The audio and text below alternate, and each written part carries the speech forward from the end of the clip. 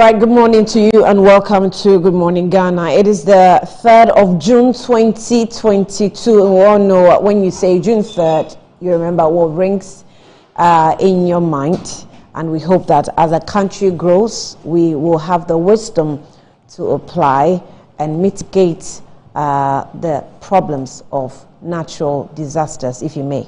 Natural disasters, I'm sure that is very debatable, but let's move on.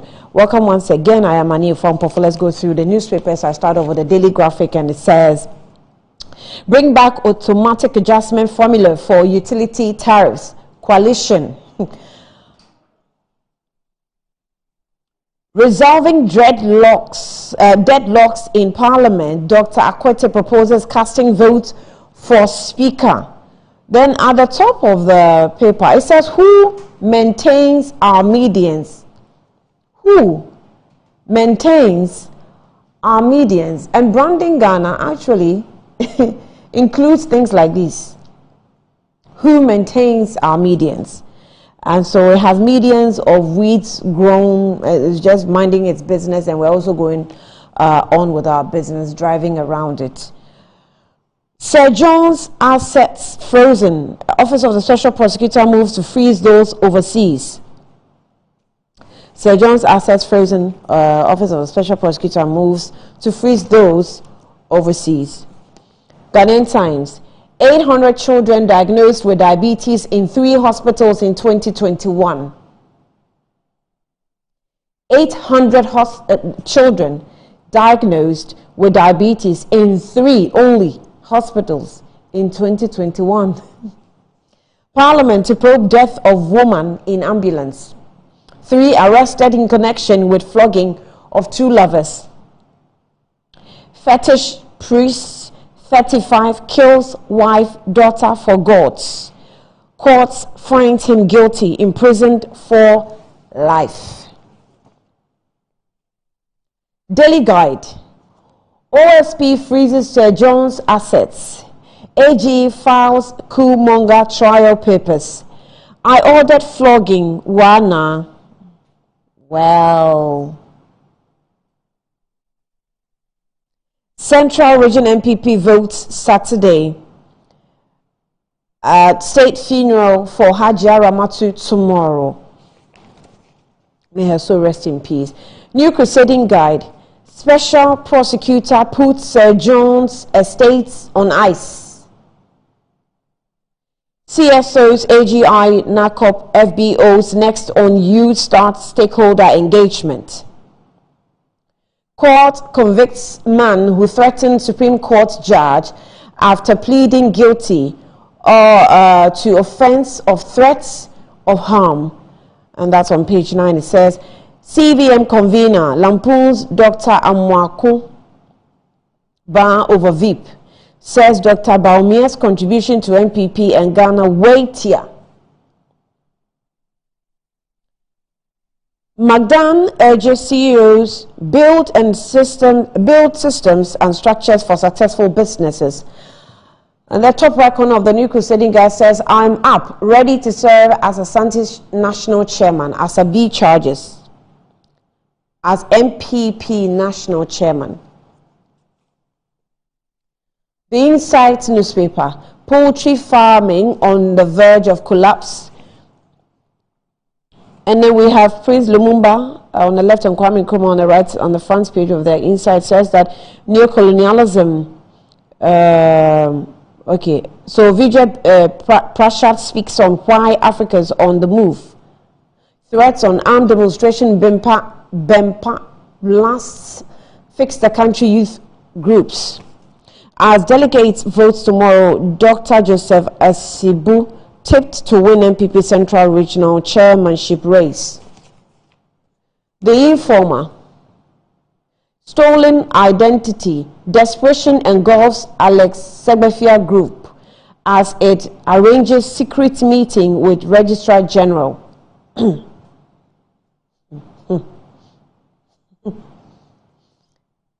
So the Informer obviously is serializing this publication.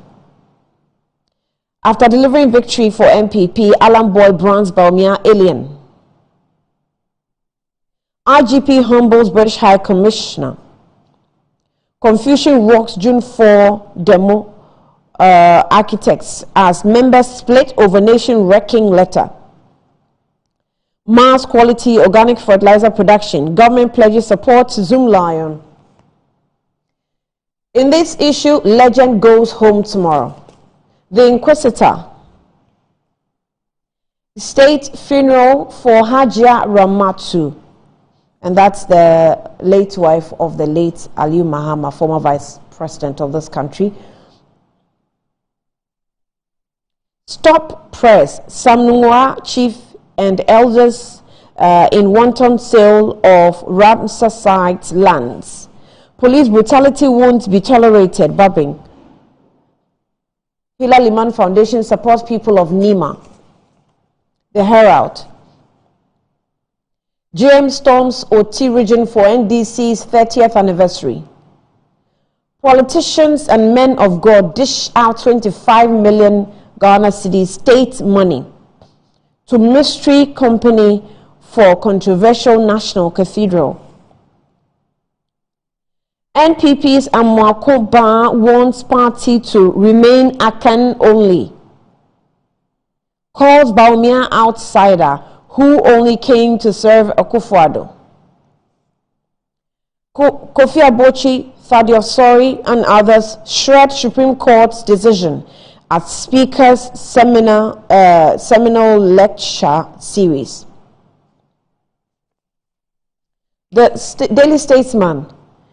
Phase 1 of Youth Start engagement ends. Innovate, collaborate to develop Baumia local authorities. Baumia charges local authorities. Innovate, collaborate to develop. Baumia charges local authorities. Ghana ranked leader in investment destination. $50 million BPS points commissioned at Kaswa. Vice President Baumia commissioned $50 million bulk power supply points at Kaswa, and that's for Daily Searchlight. Babing speaks against security brutalities on the citizenry. The big one, why incident shows Kandapa's great vision.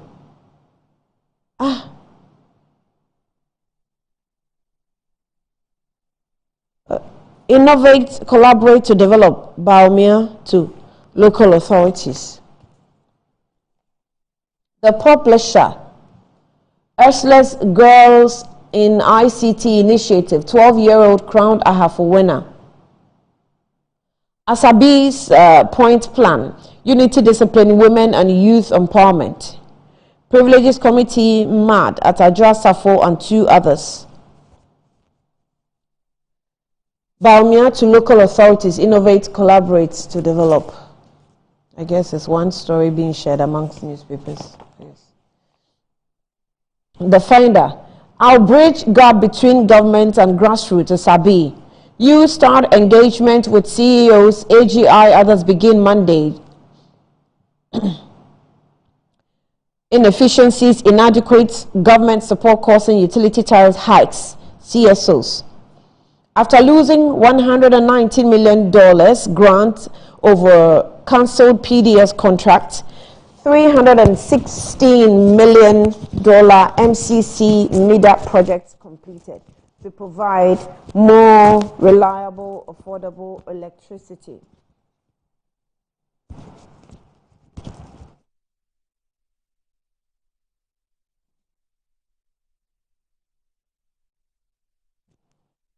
Case. I never met or dealt with Atofo Singh in ambulance transaction. Prosecution star witness tells court on the front page of Daily Post. I don't own even one plot of government or public land anywhere in Ghana. Former Lands Minister Mike Hammer reveals. Funding of National Cathedral projects shrouded in shadiness and blatant corruption. Honorable Kujeto Ablakwa. NPP polls, billion van failed with money were allowed on election grounds to buy votes. Baumia. Business and Financial Times. Dr. Edith Dankwa honored at CEO Excellence Awards. We also have Nakaski poised to support digitization agenda, targets transport firms. Fitch ranks Ghana most attractive West African trade and investment destination. ECD will diversify digital payment. Professor Apiaidu. Ghana-UK trade relations. UK plans to increase its £800 million FDI. The good old Catholic standard. Bishop Bawumia is Ghana's new and third cardinal. Stop being partisan, Archbishop Name to politicians. Inter-religious dialogue, a necessity for peace. Muslim Catholic leaders. Emeritus Archbishop Beibaya passes away. Oh, sorry, may he so rest in peace. Former NCS staff receive People Awards. And that's what we have for you this morning on the front pages of the papers. Let's take a breather. I will be back shortly.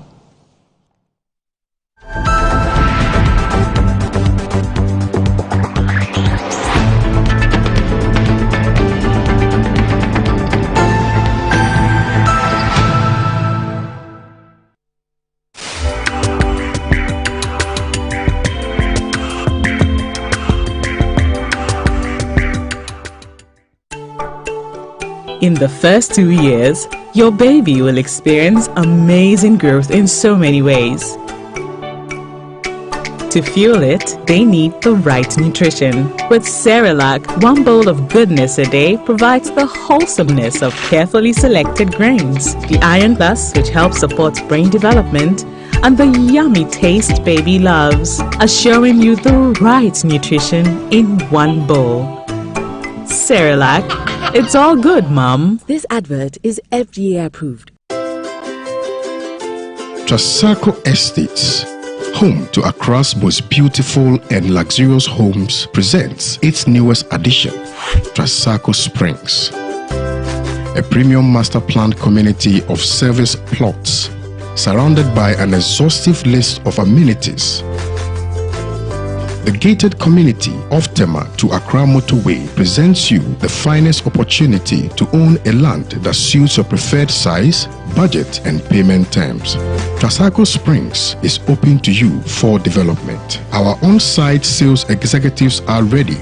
Call on 055 659 2658. Ghana for Madam High Sense in you. Yeka High Sense ya. Mwamu se eye home appliances a efe eye papa entry power ne buona so dafo. High Sense a ubeto abrochie. Sa quality na ubeto ni Ghana.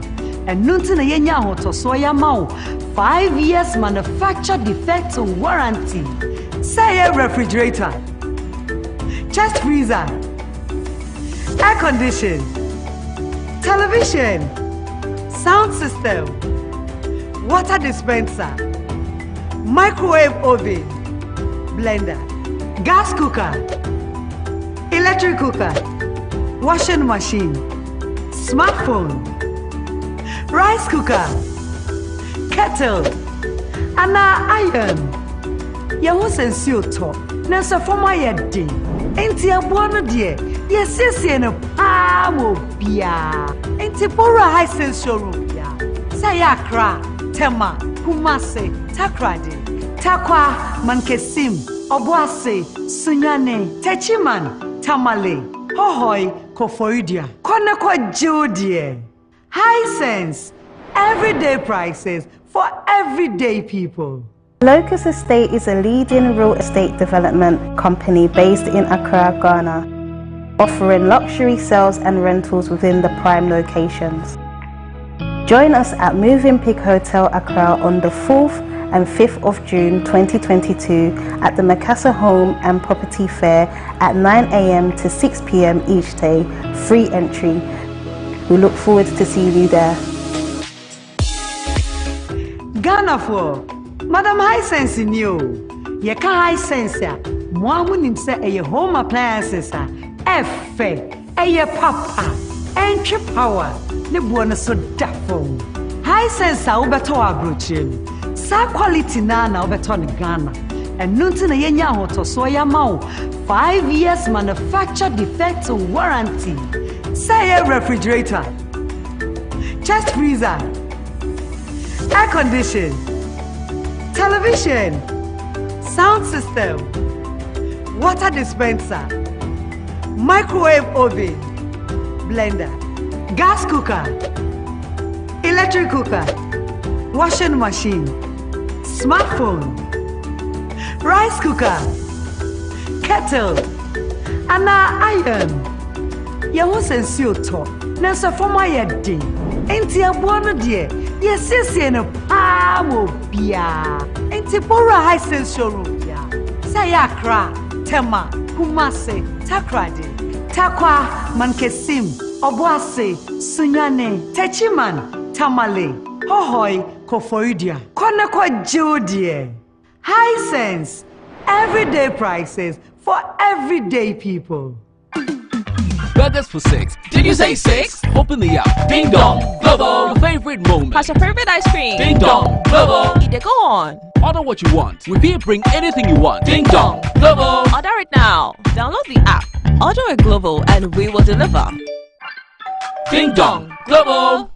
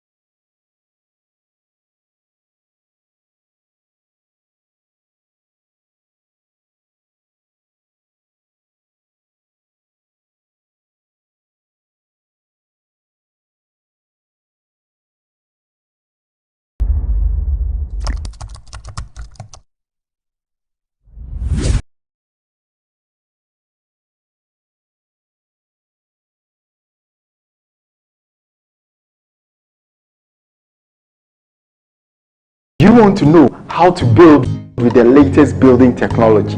Or do you want to build a smart house? Or do you want to know how the world of real estate is fast changing? Then your best bet is Real Estate TV.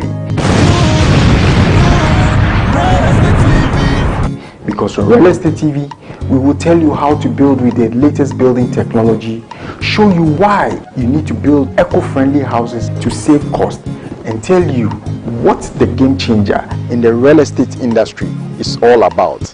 Real Estate TV is sponsored by EcoBlock. If you can imagine it, we can produce it. Real Estate TV will make it happen.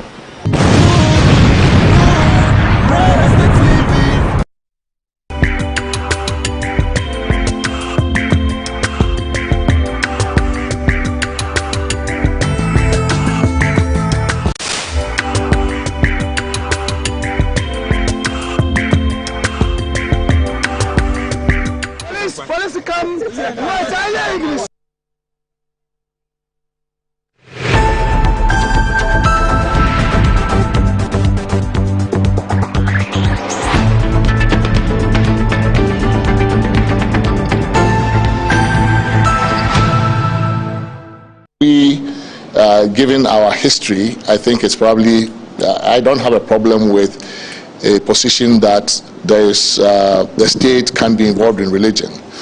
My objection to the National Cathedral matter is probably, it's more of a political one. And I think that it's a wisdom question. For me, it's really, when I say it's a political issue, it's really a wisdom question. Is this the proper thing for us to do? Is that the proper thing for us to do? I think you would be hard-pressed to find a democracy today in which the government has taken public money, tax money, to build a cathedral. And the monarchies are not under democracies.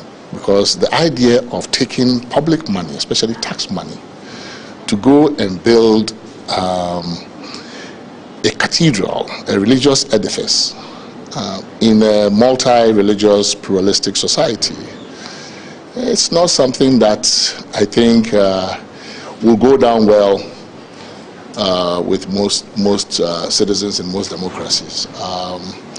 Unfortunately, I think we have essentially weaponized, we are beginning to see the political weaponization of religion in our space. And for me, that also is a source of worry. I mean, we are a multi-religious society. I have liked the way in which sometimes we have managed interfaith relations. Beyond that, I think because of the way the world is moving, I mean, more state entanglement with religion and state involvement directly with religious affairs worries me. For 3 years, the government has not been able to provide textbooks to basic schools. Capitation grant is in arrears. So if you have all of these challenges, obligations that you are not able to meet, and you are asking everybody to tighten their belts, to bear with you, that there is no money, how is it that you are releasing these fantastic sums, these staggering amounts of money to companies that have not gone through due process so far as the procurement laws are concerned? You don't even have approval from this house to engage in the kind of expenditure that you engage in. God will not be pleased that, first of all, you are building a cathedral based on lies. Not on truth, not on sincerity. Yes. You tell us it's a personal pledge, you are not going to use government resources, and yet you are using government resources. Then, in terms of priority, the good Lord we serve, who is very compassionate, will not be pleased. He will not be happy with the government of Ghana, led by President Akufo-Addo, that in the face of all of this excruciating hardship, in the face of all of this hunger, NAPCO workers, national service personnel, school feeding caterers, road contractors, government contractors generally, owed across the board billions of money. And this is what we are doing with scarce resources. So we want to serve notice today that we are demanding immediate answers from the finance minister. Government never said that. I'm sure people either don't read or don't understand what government said. In the 2018 budget, government said that we were going to build the cathedral. In fact, even in 2022 budget, we announced that it will cost us $200 million to build it. But we expressly stated that we're going to do that in order not to put undue financial burden. We're going to do that jointly in partnership with the Christian community and private individuals who will come on board to support the project. Joint or partnership undertaking doesn't mean that government doesn't have anything in it. And already government has provided land and even pull down houses in order to have that land available for the project. So where did government say we're not going to put in taxpayers' money? What about the land we have provided? And we announced that we were going to give seed money. And this transaction we are talking about is part of the seed money. And we are raising the rest in partnership with private partners, the Christian community and individuals among. So there is nothing illegitimate about this transaction. We are doing exactly what we said we would do. As for what the NDC are announcing about poor people and arrears in payment, when they were in government, their priority was to pay judgment debt. They used Ghana's money. They paid 51 million cedis to Wayome, who had no contract with government. That's why we didn't have poor people in Ghana. When they were, according to Matiamidu, when judgment debt became business of the day under the NDC government, and they were paying hundreds of millions of dollars to Waterville and Sokoton, didn't we have arrears of teacher training college and they even canceled allowances? Didn't we have the poor people in Ghana? So this kind of populist basis allegation, no, this one we know the circumstances of that. Have you ever seen any government in Ghana since you were born or even in our history where a government officials chase private people to come and collect money from government in the name of judgment debt. This is what happened. This is exactly what we are talking about. Even those without contract, like William, as the court has determined. Okay, so I'm just speaking to facts about things that the court has pronounced on. The court said that they were doing loot and share in order to take government's money. And immediately it was paid. Okay, even where court said they shouldn't pay, they went ahead and paid because that was their priority. And we are saying that our priority is to build a national cathedral in fulfillment of the president's promise in his campaign. If the president came to my village in his campaign and said he'll build a road or a school or a hospital, and he won the election, are we saying that he must build that road or school with his personal pocket money? No. We never said anywhere that the president pledges or promise is going to be done from his personal pocket. We never said that anywhere. It has become part of the government priority, but we will bring down the burden by sharing it with the private sector, especially the Christian community and individuals who are willing to come on board. First of all, it's not true that it didn't come to budget or it's not in the budget.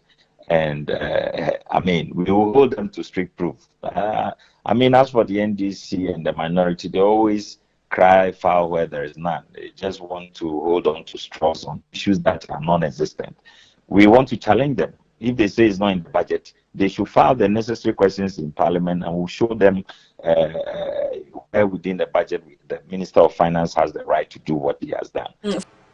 Well, I don't have the budget with me, but we announced it in the budget from 2018, and even in the 2022 budget, we stated that we will need $200 million to complete it, and that will go through the usual partnership arrangement, and even announced a short code about how we're going to raise the money. Yes, everybody in Ghana heard this.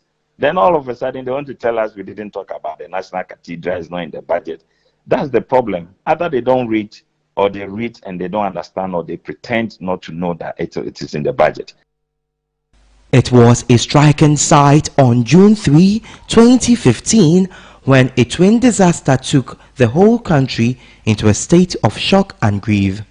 At the Kwame Nkrumah Circle, lifeless bodies, broken down vehicles and destroyed shops due to a deluge and a devastating fire at the area. 154 people lost their lives as a result, while more than 200 sustained varied degrees of injuries, which until date has left a bizarre nightmare on them. Through the then government's intervention, majority were able to receive assistance to receive medical care, while some were compensated with money and other items that will enable them cater for themselves. It's been almost 7 years already, and what necessary measures have been put in place to prevent a reoccurrence of this event? The rains are here again, and flooding issues seems to have not been given the needed attention by the appropriate authorities. How?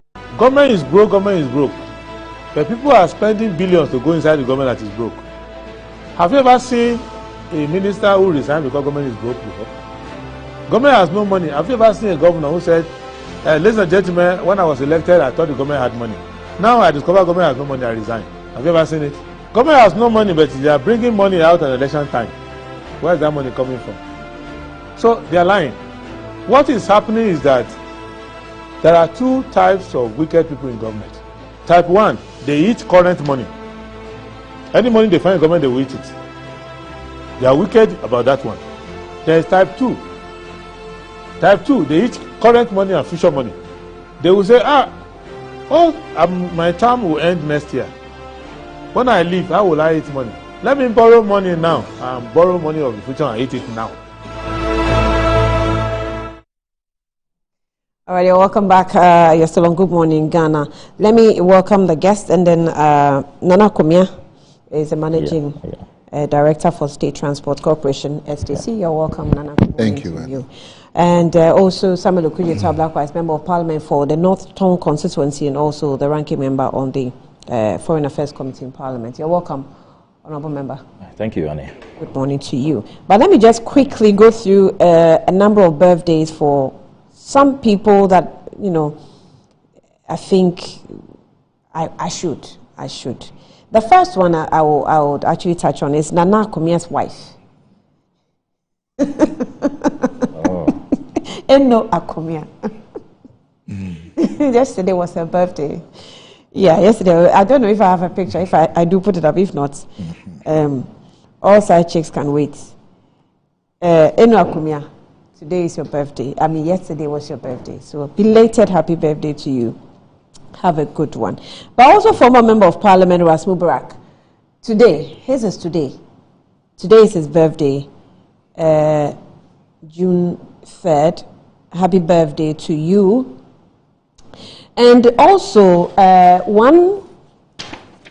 former producer of this program, famous Achitobe. Today is your birthday. You too, happy birthday to you. So a former colleague, a journalist at that. And one journalist also, Selom Amevo. Okay, so that's famous. Used to produce this program, Good Morning Ghana. I think it's also produced Good Evening Ghana as well before. So yes, enjoy the day. And Selom Amevo, today is your birthday as well. I think June 3rd birthday celebrants are a lot. I wonder where you were when there was a June 3rd disaster. Anyway, so happy birthday to all of you, and have a good one. Let's go into the discussion, and I'll touch on first the June 3rd. I'll start off with Nana. Nana, so it's June 3rd already, almost 7 years into the disaster. We know what has happened, the little flooding that we had recently. We are even saying that the situation seems to have gotten worse. As a news team, I think we've spoken with some of the victims, and they're still actually yet to be compensated. But this is where we are. The whole disaster. Well, let me wish you a good morning, and also the Son of Man, Samuel Kujato. He has brought the biggest Bible I have ever seen in my life, sitting there. I don't know what if today we are going to be treated to a sermon, but this Bible is really big, and I'm looking forward to a religious lesson this morning. Huh? No problem. Let me wish your wife a happy birthday. She was yesterday. Oh, yesterday. Okay. But this year we didn't see any. Last year you. But last year he did. No. Last year what we celebrated was the anniversary. When they wore the same. When we had a photo shoot. The photo shoot. Yeah, you said you were going to have one yourself. No, I told you that I'm not at that level yet. At the level of what? Doing photo shoots and wearing the same clothes. Yeah, that kind of, I mean, that kind of twinning. That twinning is on another level. Tell him, you don't need to be at any level to have a photo shoot. To show love. No, to have it's a kind of photo shoot. All you have to do is buy 2 matching T-shirts. That's all. I can buy, so you can have a photo shoot. That's true. Yeah. So you don't need any level. No, it's a special level. It requires tremendous propaganda experience to be able to package the whole concept. We saw him 2 minutes ago doing a lot of propaganda. Yeah? On TV. So I want to also wish Famous. Famous used to produce the show. Yes.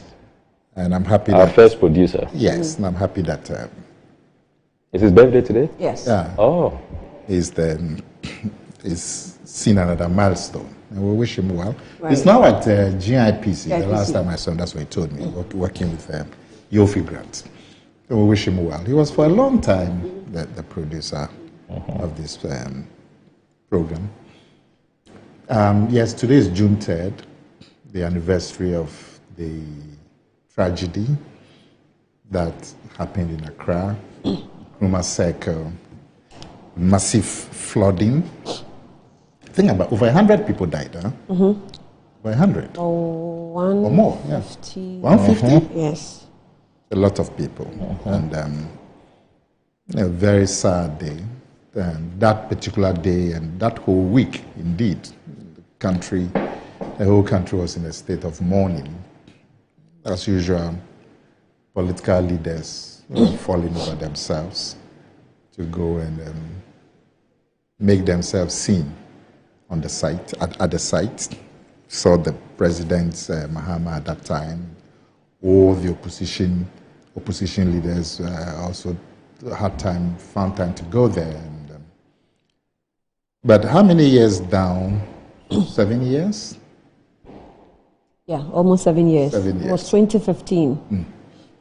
I'm sure if we had the same amount of rainfall that we had on that day, June 3rd, 2016, we're probably going to have the same loss of lives and destruction of property as we saw on 7 years ago. The issue is that we don't seem to do the concrete things that we need to do to relieve this flooding. And these low-lying areas in Accra, the last time I think we saw a daily graphic publication in 1960, which was reported on the massive flooding in Accra in May 1960. Basically the same headline 60, 61, 62 years down the line. The same headline in the daily graphic, And if you imagine that in 1960, the population of Accra was about 500,000.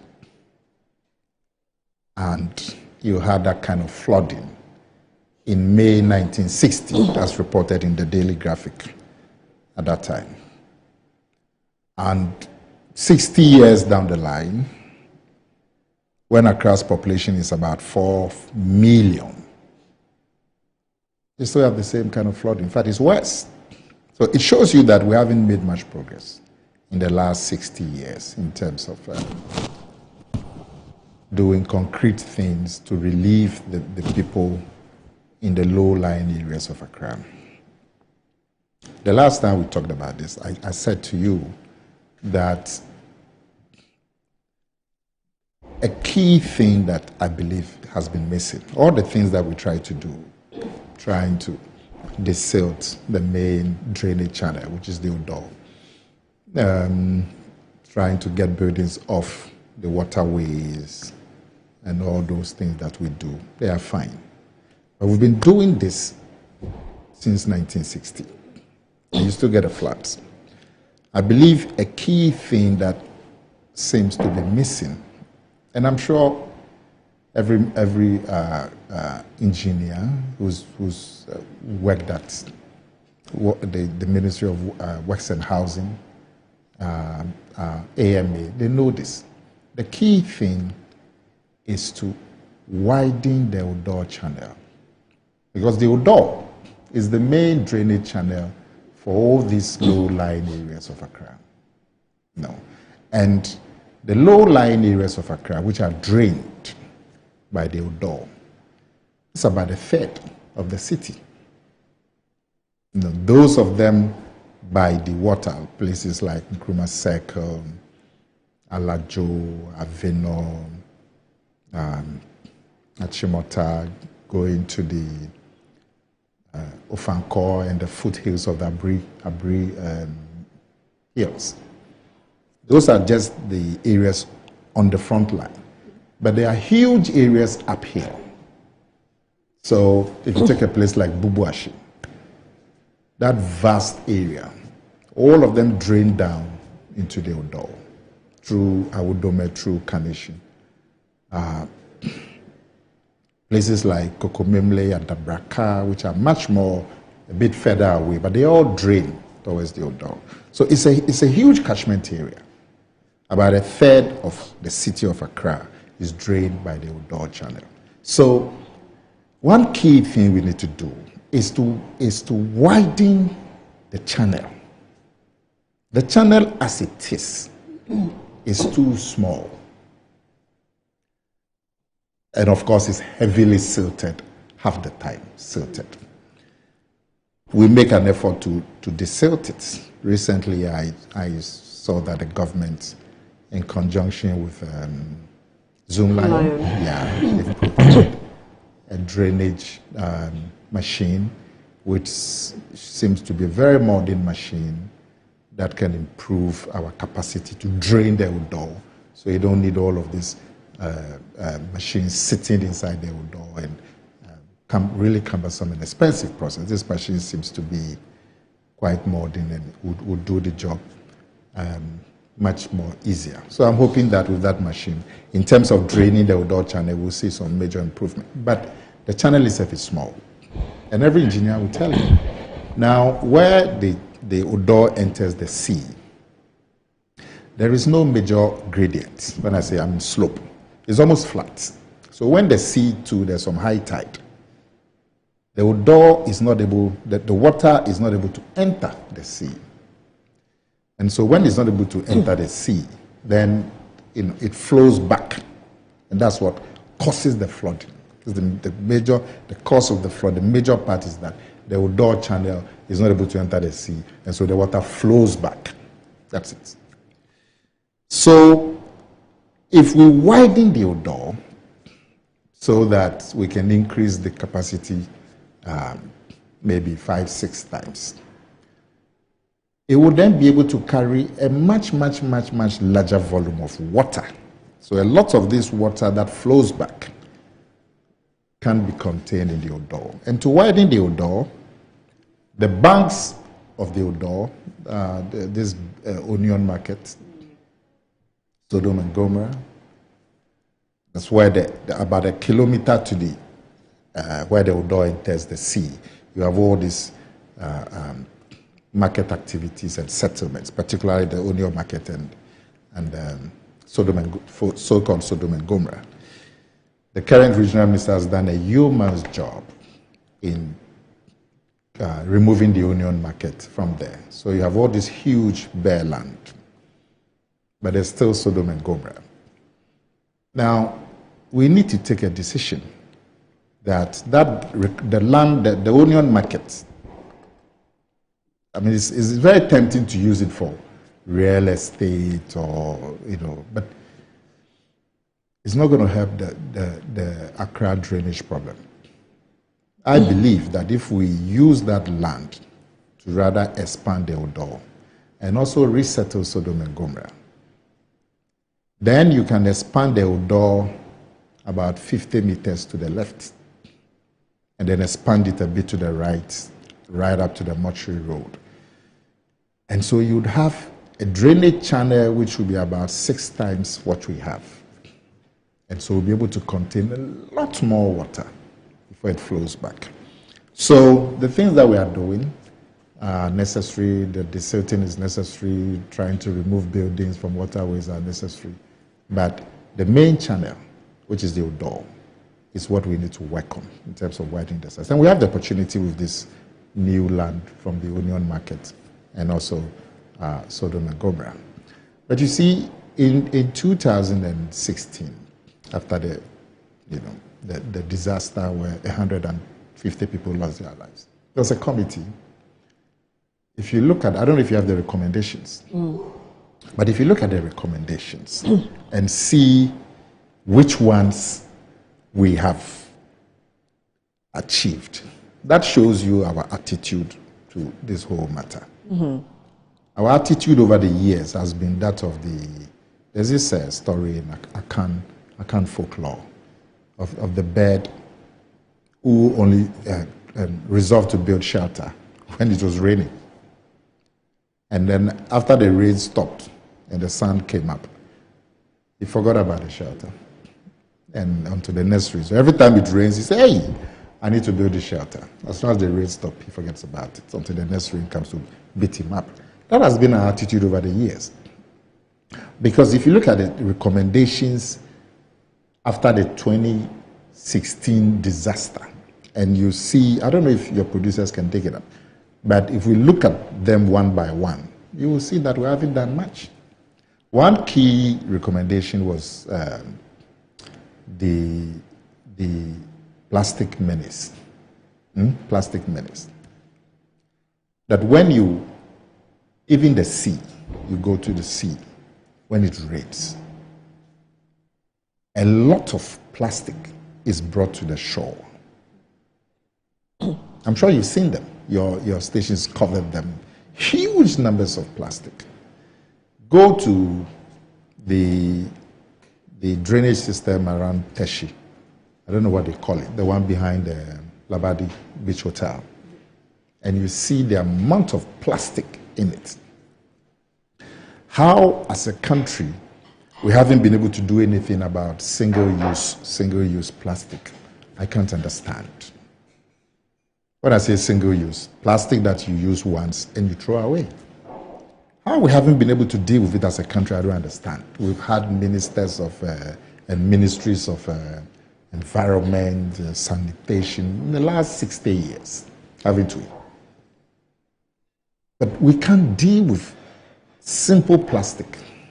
But when you go to a typical shop in this country, particularly in the big cities, Accra and Kumasi and so on, and you bought 4 different items. So, and many of these shops, they combine a bit of pharmaceutical items and so on. So assuming you bought maybe apple, and then you bought some hand cream, and then you bought maybe some blade, and then you bought some painkiller. They can give you 3 polythene bags. 1 for the apple, 1 for the medicine, 1 for the hand cream and blade. 3. So I'm sure you've had this experience. Yep. What are you going to do with 3 polythene bags? You've bought 3 or 4 items. You've given 3 polythene bags. So we can't have a situation which will compel people to go to the shops with their own basket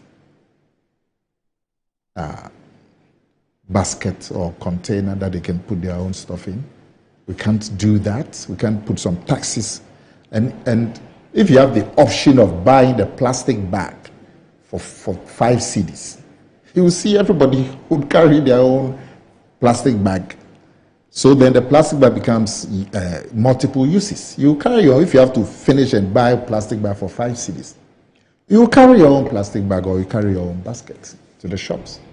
But because the bags are free, I don't know if it's added to the cost, so we don't see. But if that's the case, we should change it to a situation where you actually have the option of buying the plastic bag. 5 cedis, 10 cedis, depending on the size. You will see that everybody will carry plastic bag. And when they go home, they will preserve it. Next time they're going to the shop, they will carry it. We can't do that. And so you have these 3 plastic bags. When you go home and you remove the items, what do you do with the plastic bags? You dump them in your bin. Now that's the other issue. We haven't had a system where we can separate plastics. Liquid waste from, but if the solid waste, all these plastics are solid waste. But you should have a situation where, look, this is your, this is your company. And so Zoom Lion, my good friend Jospon, is a key investor in this company, isn't it? So there are about maybe 100 of you working here. And every day, you drink 1 bottle of water each. So even in this company, you are looking at a minimum of 100 plastic bottles to be discarded. Just this small company. But I have never seen a plastic waste outside. Do you have it? Plastic waste bin? Yeah. Oh, I don't know. I cannot tell. I've never seen. As in an effort to separate the plastic from the waste generated. Yes.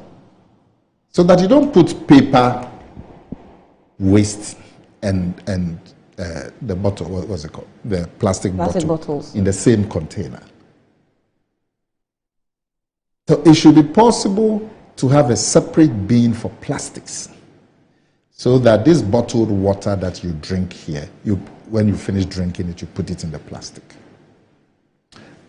waste bin. and then you put the other. So when it's being sorted, they pick the plastic. But now they pick the plastic together with the paper, together with food leftovers, everything in one. Even here, which is supposed to be a Zoom Lion affiliated company, and Zoom Lion is a major sanitation engineering company, you don't have it. So when all this plastic get mixed up in our homes and so on, invariably they end up in the sea, you see, and in the drainage channels. And then we have to spend money to go and desert.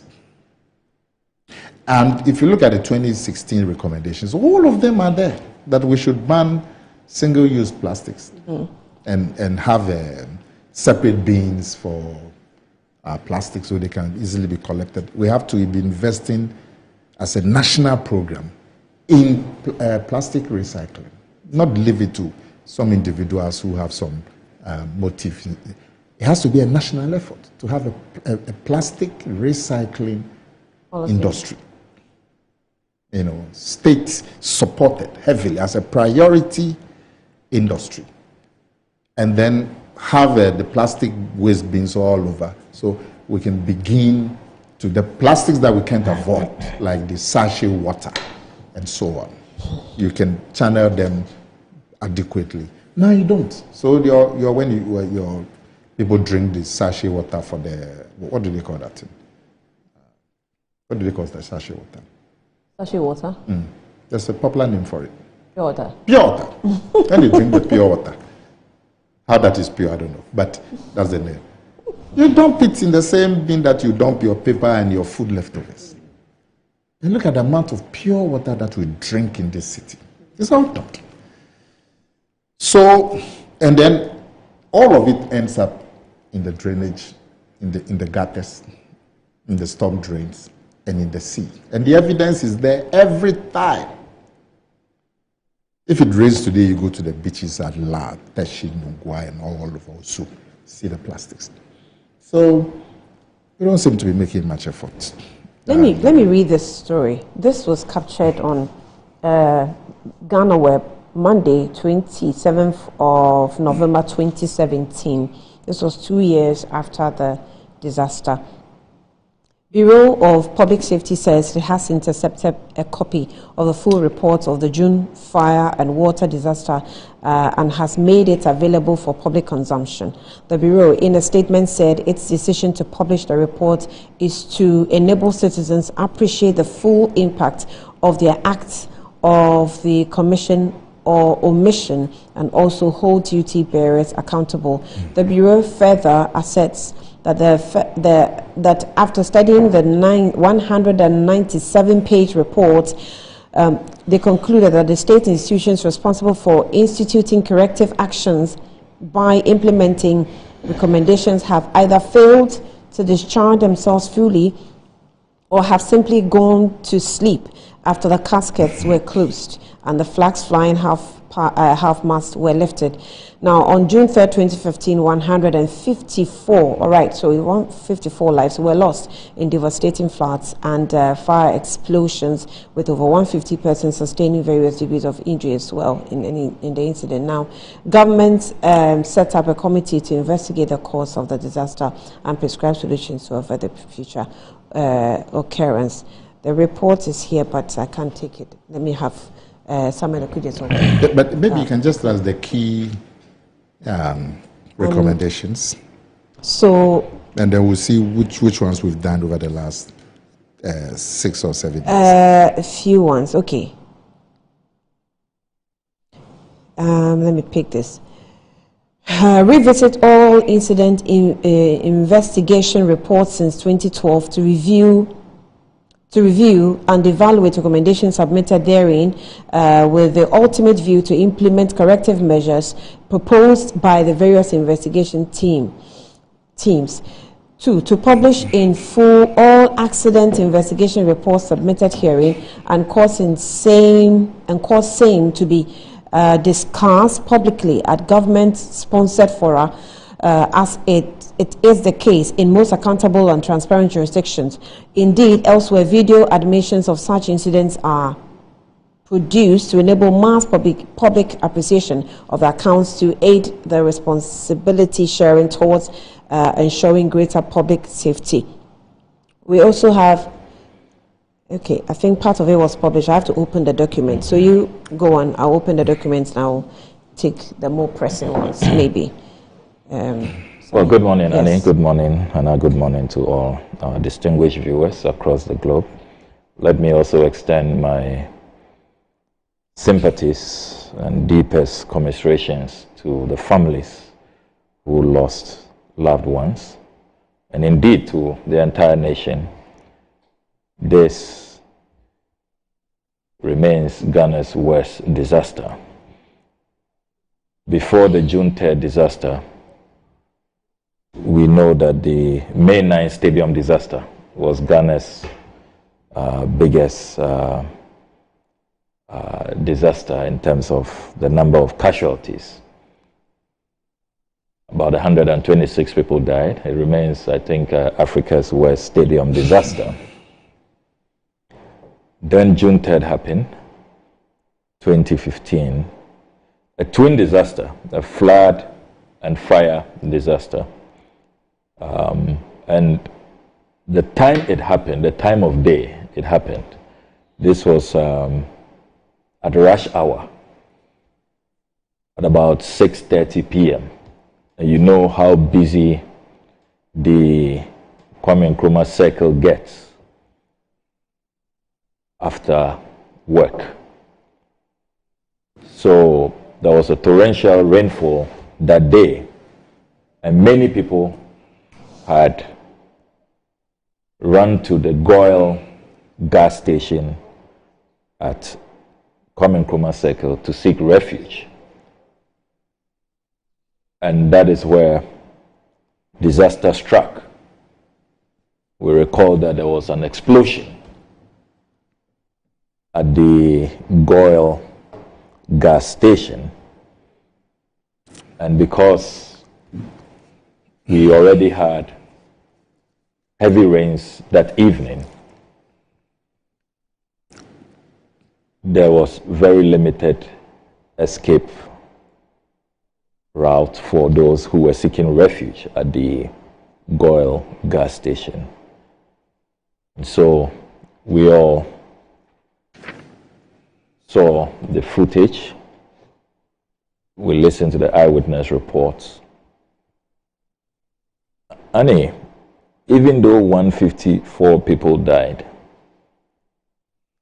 we need to remember that there are many other hundreds of people who are living with the scars of that tragedy for the rest of their lives.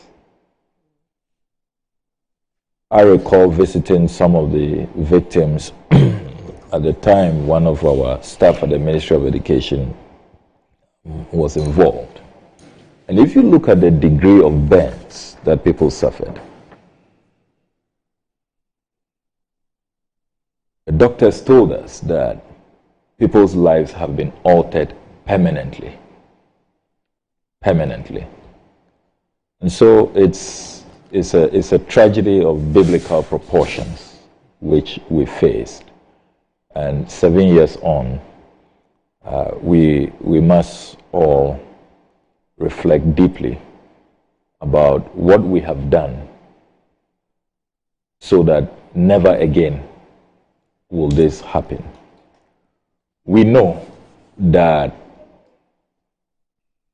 that disaster was a culmination of man-made factors.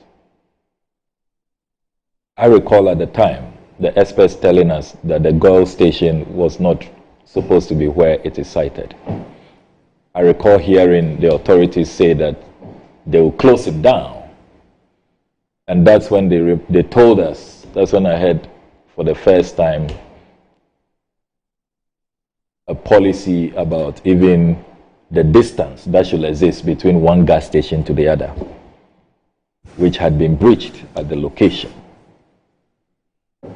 A few years down the lane, all of those policies we were reminded of and all the things we said will be done, we are back to where we were.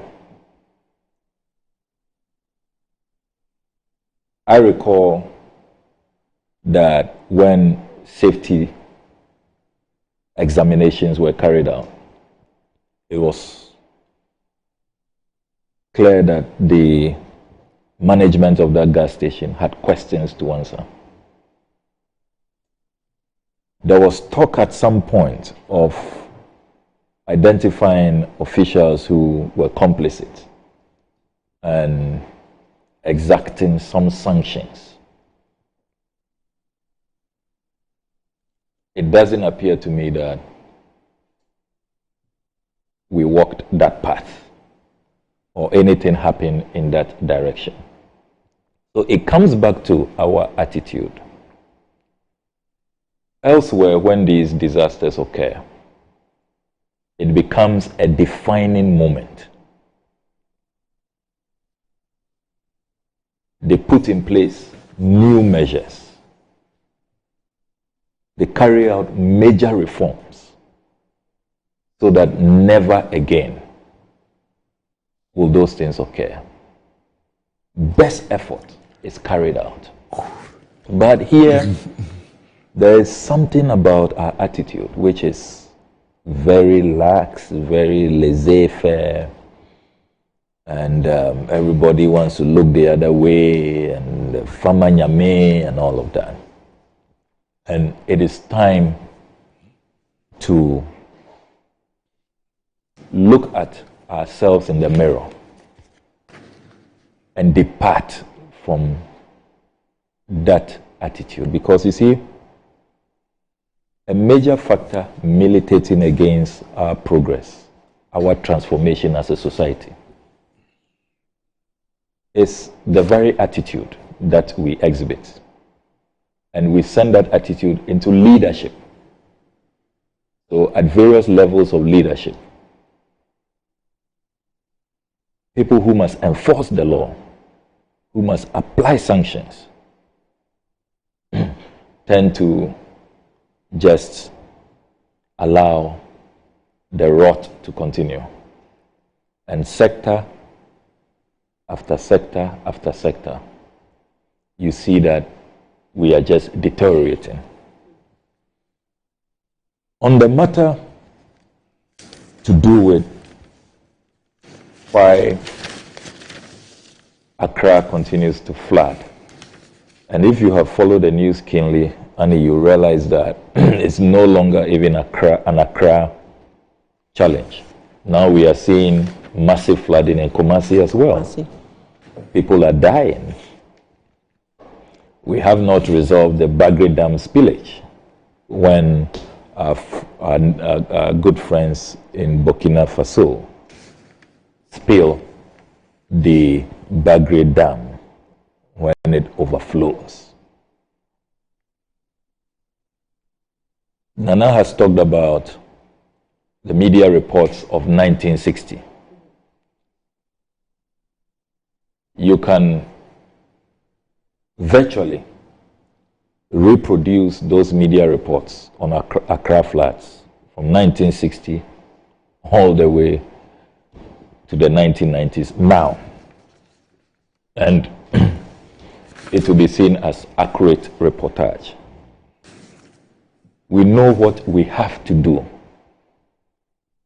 We have simply refused to do it, and we have allowed the lack of political will with the deliberate acts of lawlessness, where we don't follow the spatial planning rules.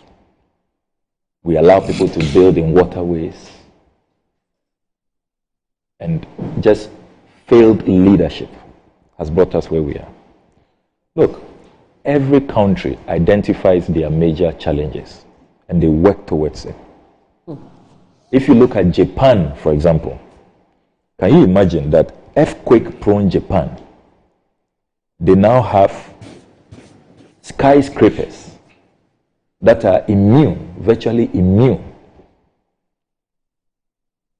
so that these skyscrapers are earthquake resilient. They know that their challenge is with earthquake. So in terms of their architectural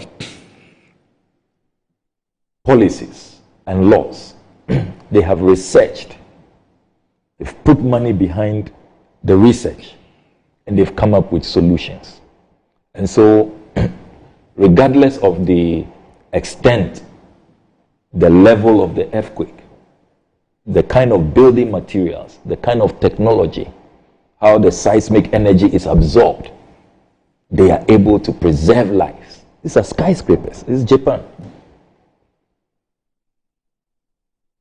You take China, for example, they know that because of their population, if everybody must do road transport, they will be in a mess. Already the traffic, in many parts of China is incredulous.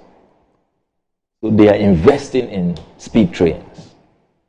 They have some of the fastest speed trains you can find anywhere in the world. They are investing in research, putting money behind the research. And you see the beauty of physics, using technology like magnetic levitation. You see, but we are investing, we see all those beautiful things. We are also trying to invest. Yesterday, the MP, Rawlings' daughter, what's her name? Yeah, the Honorable Zaneto Ajima Rawlings. Zaneto was making a statement on the floor, was demanding accountability on some amount of money we had put to manage floods. Yes. I think the money was given by a World Bank. Yes. She was demanding accountability. In previous administration, we have tried. Leaders have told us all kinds of... It's even difficult to ask a new question to this because we're not sure which question we have not posed, maybe, as journalists. And government after government, leadership have obviously failed us. We don't know what to do. I mean, the leaders sometimes are even... When you come and talk to us here, it's like you're crying with the people. I agree with you, Annie. I mean, that's why I said that this is, a collective failure. The leadership is, as we discussed, the June 3rd disaster. Leadership over the decades is also another disaster that we need to discuss when it comes to how we have responded to the flooding situation. And you see, if you look at World Bank data, Annie, we are not even the wettest African country. Our rainfall pattern is not the highest. We are nowhere near the likes of Liberia, Sierra Leone, Equatorial Guinea. Nowhere near. They are recording in excess of 2,500 millimeters of rainfall. We are doing an average of 1,200. And yet we can't solve this. Look, take a country like Rwanda. That had all of these challenges. They had a genocide. You know what a genocide is? Over 1 million people slaughtered. They destroyed everything there was. Look, the Rwanda Patriotic Front, they went on a destruction spree. The genocide ended as recent as 1994. Very recent. Less than 30 years ago. Only 28 years ago. And yet, look at that country. They have dealt with the plastics challenge. Look at how clean, look at the investments they have made. We've gone there to even look study at the investments they have made. They did it, or how they've been doing it, because they are still on here. So, look, the time has come to admit that on these matters, leadership has not given this country what it deserves. It has been a spectacular failure. The Honorable Zaneto Ajima Rawlings' statement yesterday, yes, she talked about the Greater Accra Resilient Project. I recall that it was some $500 million that the World Bank, 400 or 500. The World Bank provided to address that. And my understanding of that project was that it will have dug tunnels. So it was an engineering solution so that the rain will be absorbed through the tunnels, and the tunnels will end at the sea, so that we are spared all of this rush from the Equiapim Ridge when it rains. Unfortunately, government decided to divert those funds for COVID when COVID struck. It's one of the diversions that took place. So often when you hear even the COVID numbers being listed, in terms of the various organizations who supported and how much they supported us with, people forget that Garrel project, we also saw a diversion from there. But what government told Parliament at the time was that it was temporary and that the money will be plowed back for that project because it's an important project. That hasn't happened. I recall that the last time I asked the Minister for Works and Housing, the Honourable Asen Subuachi, in Parliament, this must have been late last year, he said that he would have to engage with the Minister for Finance. They haven't received the money yet, and he was hoping that the Minister for Finance will replace the sum of money in question. So really, it's been a lot of lip service. I think the time has come for that visionary, bold, radical leadership that will just bulldoze its way and do what has to be done. I mean, see the little gains that the Honorable Henry Kote has achieved. And I bet you he would not have been allowed to do what he did in a first term of the president. Again, it comes back to the politics and our mindset. So he was only allowed, to do that in a second term. Even that, you had the party general secretary, Jambuedu, caution him that he was making the party unpopular, and there were other people who thought that he was as it were disturbing the fortunes of the party. And I have always questioned that myth. I mean, what scientific basis do we have even to come to? So yes, you dislodge a few people who were not supposed to be there, who didn't have permits, who should not be where they are, who are endangering the lives of everybody.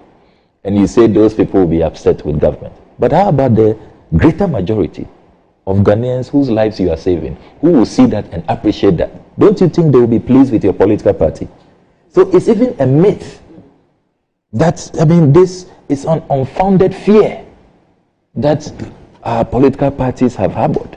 So, and in any case, even as parents, do we always give our children what they ask for? Do we always want to make them happy? Just because they'll go to school tomorrow morning and after midnight they are still awake and they are playing games, and we will allow them because we don't want them to cry, we don't want them to be upset. Is it in their interest? So a lot of mindset change and reorientation is needed so that national affairs, national reconstruction, national transformation will happen. If not, it continues to be just moving in circles and just, offering lip service. We know what to do. We have the solutions. Right. We have the expertise. Let's deploy them. And you see, we shouldn't care whose ox is God. Sometimes you may even hurt so-called bigwigs. That's what must be done. That's where you even start from. When people see that the so-called elites in your society, who are the number one breakers of the law, who have gone to erect structures at the wrong places, they are suffering for it. You think that ordinary folks will,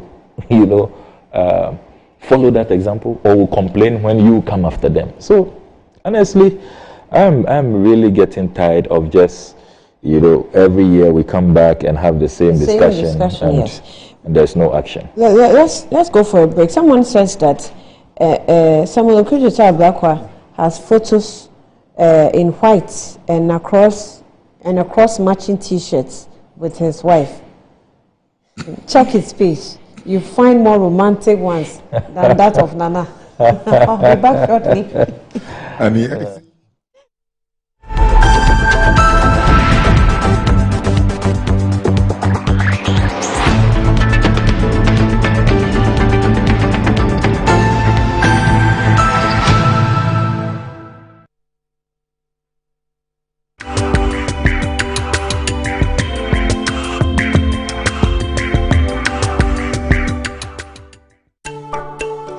In the first 2 years, your baby will experience amazing growth in so many ways.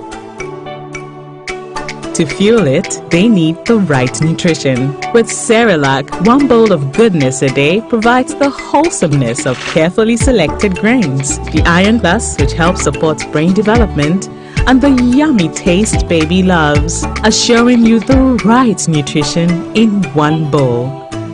Cerelac, it's all good, Mom. This advert is FDA approved.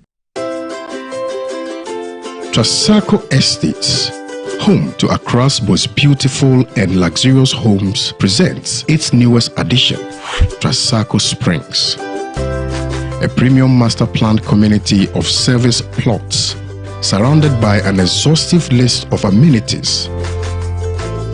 The gated community of Tema to Accra Motorway presents you the finest opportunity to own a land that suits your preferred size, budget, and payment terms. Trasaco Springs is open to you for development. Our on-site sales executives are ready. Call on 055 659 2658. Over 18 years in business, Appointed Time Printing Limited has delivered quality service to some of Ghana's well-known brands. With our equipment capacity, we are able to deliver 1,500 pieces of polo and t-shirts in 1 hour. This is only possible with us. For retailers and wholesalers, we offer for sale high-quality polo shirts and t-shirts in different colors at affordable prices. We have a one-stop shop for all creative designs and billboards, 3D signages, flexi banners, car branding, stickers and posters. Locate us at the old GNTC building near Swansea Shopping Arcade, Accra. Contact us on 0501 454165, 0501 454167. Connect with us on Instagram, Twitter and Facebook at Appointed Time GH. Appointed Time Printing Limited. Our printing is a Something great is happening on the 4th and 5th of June 2022. Of course, I come bearing good news, and this particular event promises to inform your decision to own a home or more homes in Accra. It's the Mikasa Home and Property Fair happening at the Mervyn Pick Ambassador Hotel, 4th and 5th of June, 9 a.m. to 6 p.m. daily. I will be there, so let me see you there.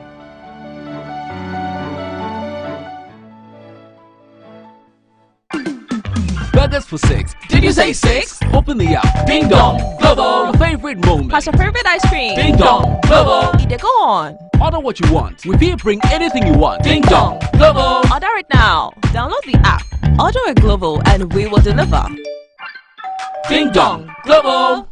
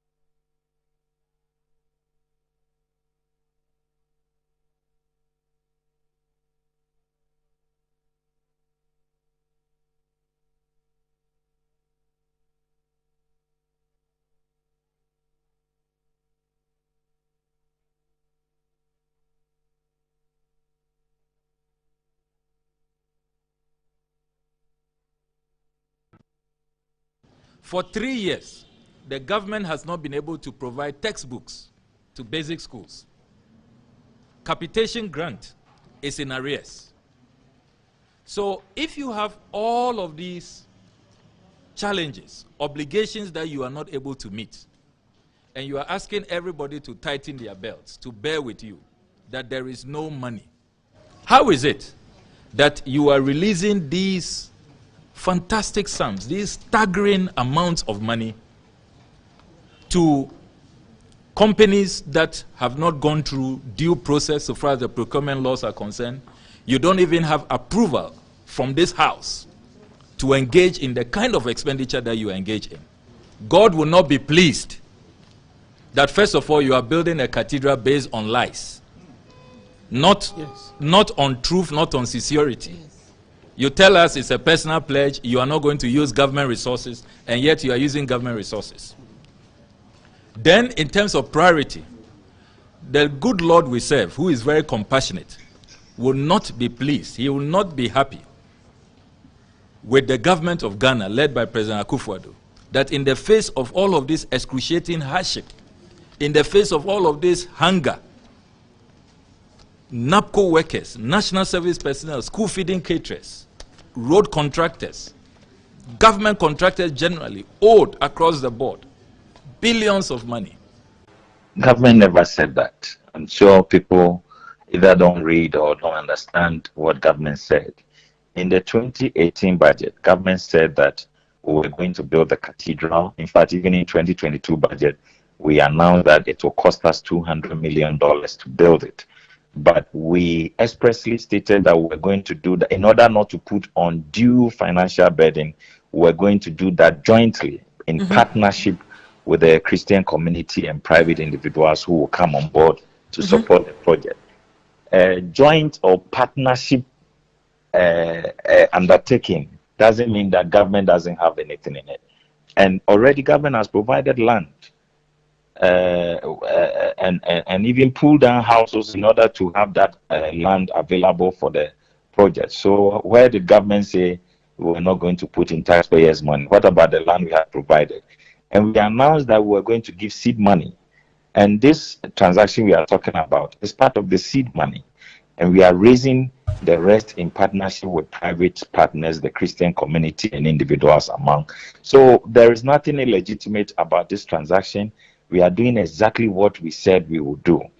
As for what the NDC are announcing about poor people and arrears in payment. You're welcome back. Those bites you saw, one happened in Parliament, Samuel Okudzeto Ablakwa addressing the press, and also John Kuma, Deputy Minister for Finance, speaking with Metro TV. Some messages just before I go back to them. Good morning, Annie. An elected DC and MC on non-partisan line will enforce bylaws without interference from the central government. He or she will demolish all structures built on waterways. This will stop the flooding anytime rain falls, from Alhaji Haruna Shaman there. And also, this is coming from Kojo Chumbafo says, Nana Akomia, which engineer have you been talking to? Whoever took the decision to turn parts of Odo River into a gutter by cementing its banks wasn't thinking straight. Nature gave us a cause for our runoff water instead of making sure that the riverbanks and riverbeds was well protected. We cemented it, and now the water can't sip the drain into the surrounding soil. Priceless thinking. Simon. What's he talking about? Okay, let me capture this one. Kubako says that 2015, not 2016. Oh, okay, Nana mentioned 2016 twice, Nana. Yeah. Kubako was drawing your attention to it. You kept mentioning 2016. For? The disaster. Oh, okay. Yes, but it was 2015 instead. Yes, so Kubako, thank you for that. Ofori is asking for the YouTube link. Diaspora is watching. I don't know. The social media team will check on it. We're sorry if it's we're creating problems on that one. But okay, Musa from London says that hello, and Nana Akomia is right on all counts, including the separation of different types of refuse. The problem is that we cannot just talk ourselves into adopting a certain practices or certain lifestyle For Zoom Lion and all Ghanaians to observe recycling culture, we need a legislation to underpin such policies. I have 3 separate rubbish bins for various refuse for recycling at home. At work, the bins are many. When we go to the supermarket in the UK, we buy the plastic bags, and which used to be free. Every activity over here in the UK has some underpinning legal status that regulates such actions. We must live by bylaws that we make. Nothing else will suffice. We cannot just talk ourselves into making things happen. Laws or refuse management must be made clear for all to abide. Thanks and good morning. Thanks to you, Mansa Musa from London, on this one. Also, yes, he's called Mansa Musa. And Honorable Kinzinyako says that great suggestions are now coming out on measures to stop reduced flooding in the country. The one on the plastic bags is really great. Good morning to you all. But son of man, let's build a temple of God. Remember the son, remember the God factor in your life. Honorable Oblakwa, you kicked against the building of presidential edifice, citing the same reasons, but you were the first to occupy it. Please, let's stop this old-time politics of convenience, not conviction. Quit it, he says. This is from Kinsinyako to you, I guess, direct one. And good morning, Annie. So all the struggles by government to bring the e-levy into existence was just to have more money to build Cathedral, you see, than Ghanaians ask for. Wrong priorities will kill this country. Some of East Legon said that in. Okay, let me come to you, Samuel Okujeto Oblakwa. Cathedral. No, but before with your indulgence just then, a few comments on Sami's take. Let me start with my friend Kojo Chumbuafu. Kojo, I think you should go and revise your engineering notes at school. Seems to forget his engineering. He's now saying what? Because the banks of the Odo have been, what, cemented? Cemented. That's the cause of the floods? Huh? He's trying to say that you interfere with natural cause, and that doesn't help. But in 1960, when Accra's population was just about 500,000, the banks of the Odo were not cemented. And last week or so, he also said that the main problem is those buildings at Tetekwashi. What are they called? You remember? Villaggio. Villaggio. He tried to suggest that because of Villaggio, that's why Accra is flooded. There was no Villaggio in the 1960s. Kojo Chumbuafu. Go and revise your engineering again. Now, my social media team say I should send a picture of your Bible to them. I don't know what they want to use it for. Can I look at the first verse? No, I just want to say. When I am done.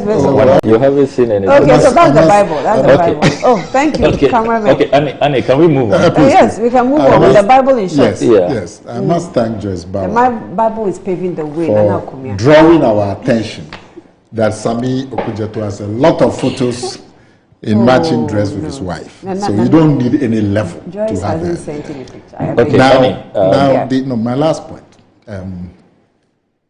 Sami talked about some money for some project for floods. Yeah. Yes. You know, you read about these monies, government after government. You remember the Conti something. Yeah. But what you said about Henry Quartey, the current minister, is significant. Yeah. But you had said that you don't think you would have been able to do this if we were in the first level. No, I don't think so. I think that if you are doing what is right, or you are doing what the law says should be done, you will get support. It doesn't matter whether it's first term or second term.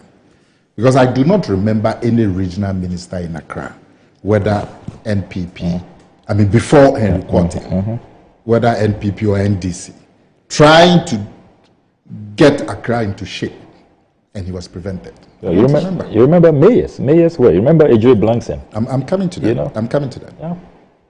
I don't remember anybody being stopped, whether all the regional ministers before Henry Quarten, and even the mayors. I think by his position, it's not necessarily being stopped.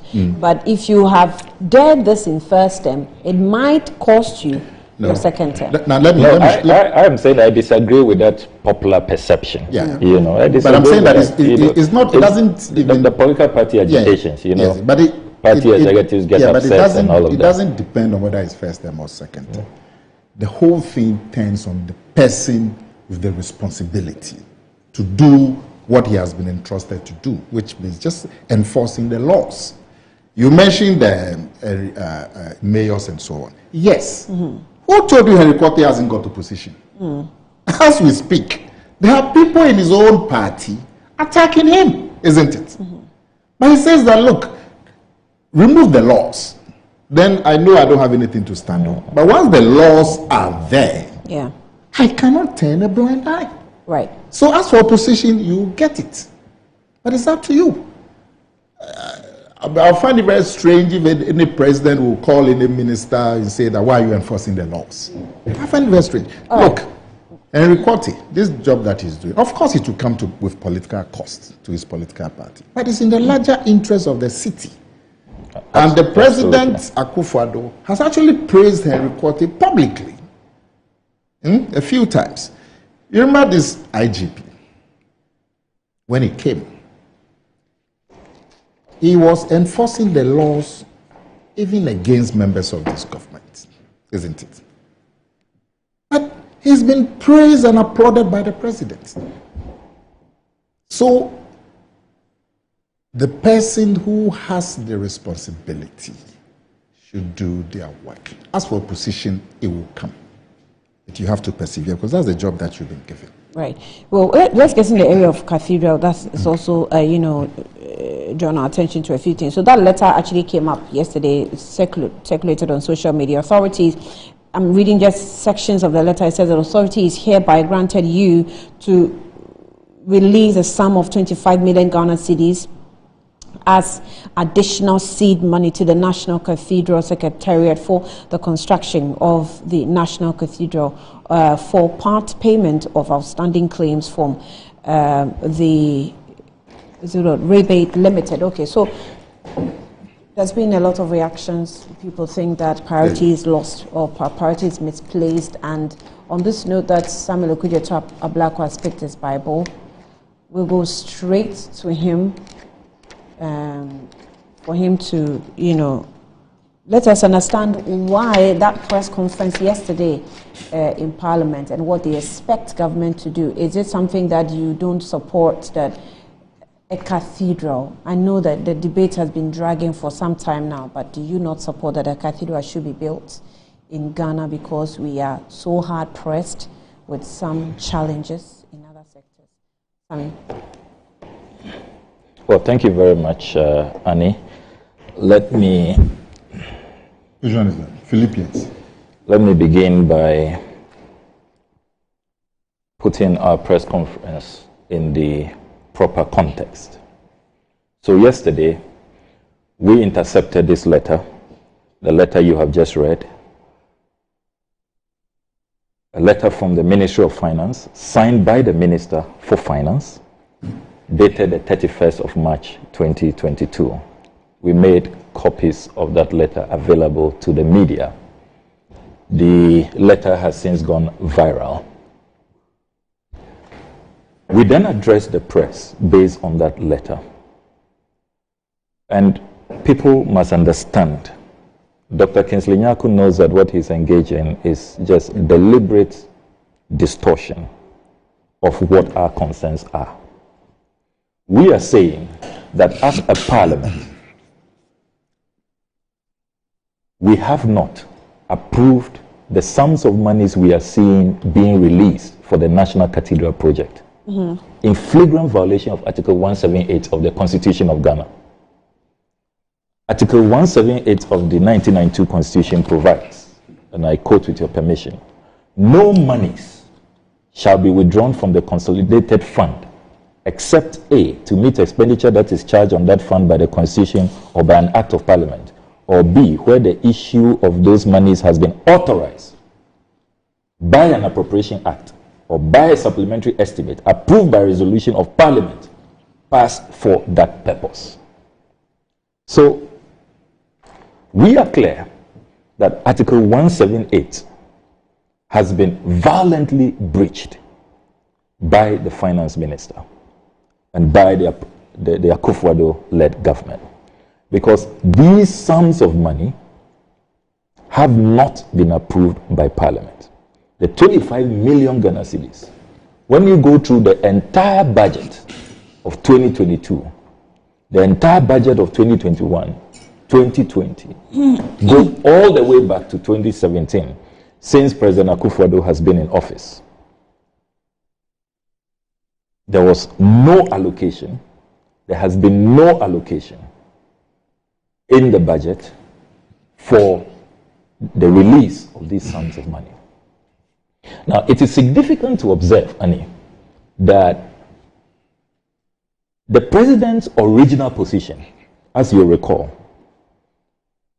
was that this is a personal pledge he made to God, that if God makes him president, he will build a national cathedral in his honor. He mobilized the Christian community, church leaders and all of that, and set up a structure, a board of trustees, outside the public financial management system. Then along the line, if you read the 2019 budget, the finance minister, in presenting the budget, makes reference to a new thinking where government will now ask the taxpayer for seed capital. That is the word used, seed capital.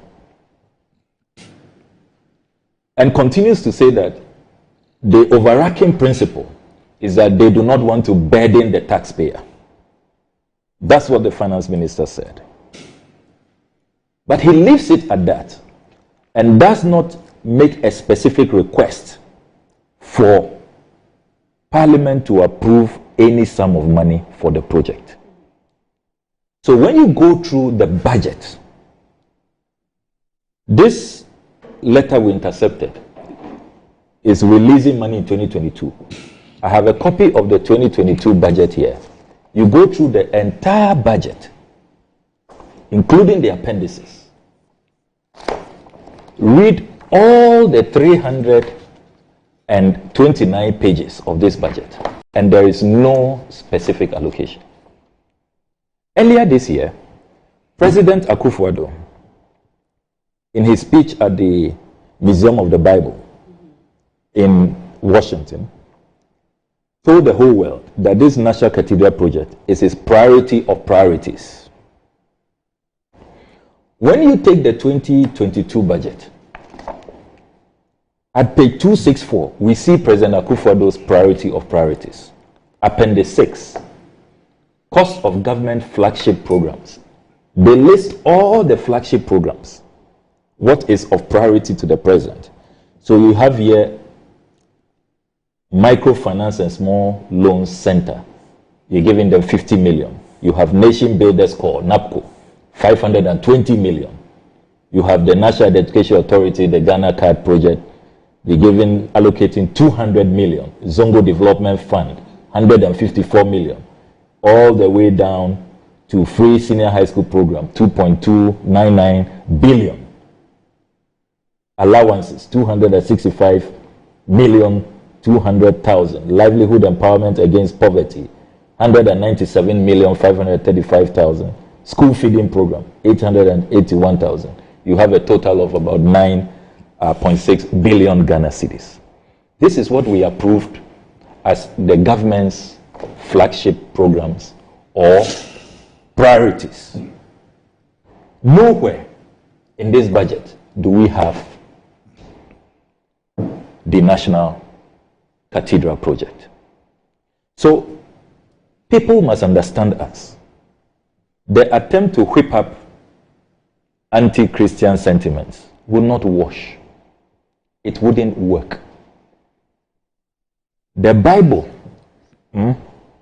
expects Christians to follow the law, to do what is moral, what is right, what is of good report. Indeed, if you read Philippians 4:8,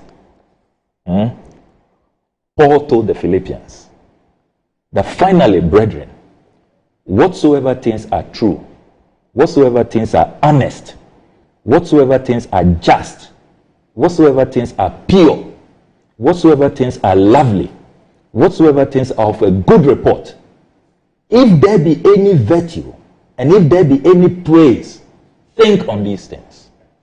Could you read that again, please? Philippians 4:8. Finally, brethren, whatsoever things are true, whatsoever things are honest, whatsoever things are just, whatsoever things are pure, whatsoever things are lovely, whatsoever things are of good report, if there be any virtue, and if there be any praise, think on these things. So, you cannot be building a cathedral where we are going to pray, where we are going to confess our sins, hoping that the prayers will get to heaven. It will go past Chebi and get to heaven. You cannot be building that project on a cathedral project, on a foundation of deception, of lawlessness, of lies. All we are saying is that come clean. If now you are having challenges with your fundraising, probably you thought that there will be a lot of support from non-governmental sources for your project, the personal pledge you made to God. This is probably the only president in the history of the world who makes a personal pledge to God and then uses the taxpayer. I wonder if the consolidated fund has now become the basket for his tithe, whether it is his tithe and collections. That's what the consolidated fund is about. You make a personal pledge, now you want to encumber us. Remember, originally you said that, personal pledge, you will not burden the taxpayer. Even when you made a little shift, you said that it will just be seed capital. But Annie, you will be shocked to realize that what we are discovering, this afternoon we will be putting out more in the series of damning documentations we have received. On the cathedral? On the cathedral. This is just the first expose. You will be shocked that so far, hundreds of millions of Ghana cedis has gone into this project.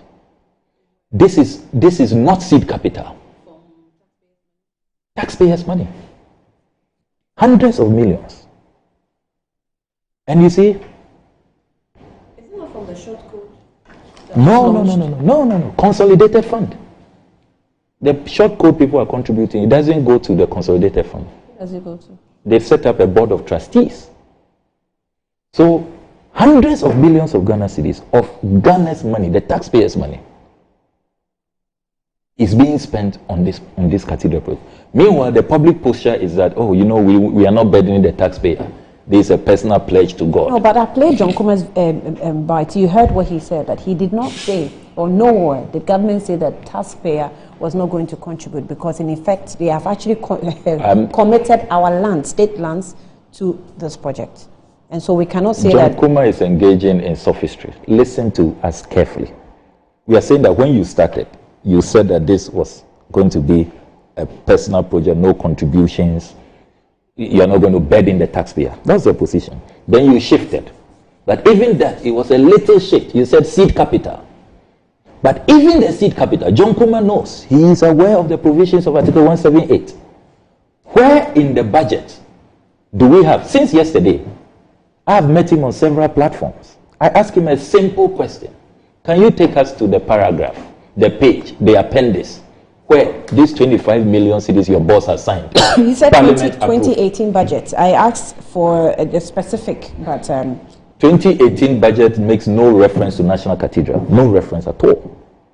And none of the budgets provides a specific allocation. So I asked him, okay, how much is the Ghanaian taxpayer contributing? I don't know if Nana Komia knows. That seed capital you talk about, how much is it? All you have told us is that the overall cost of the project is $200 million. Out of that $200 million, how much is the Ghanaian taxpayer? Now it is clear to us that you are depending on the Ghanaian taxpayer. How much are we contributing? They cannot tell us. Where in the budget has this allocation been made? They cannot tell us. And then, Annie, in flagrant violation of another constitutional provision, Article 1815. Article 1815 provides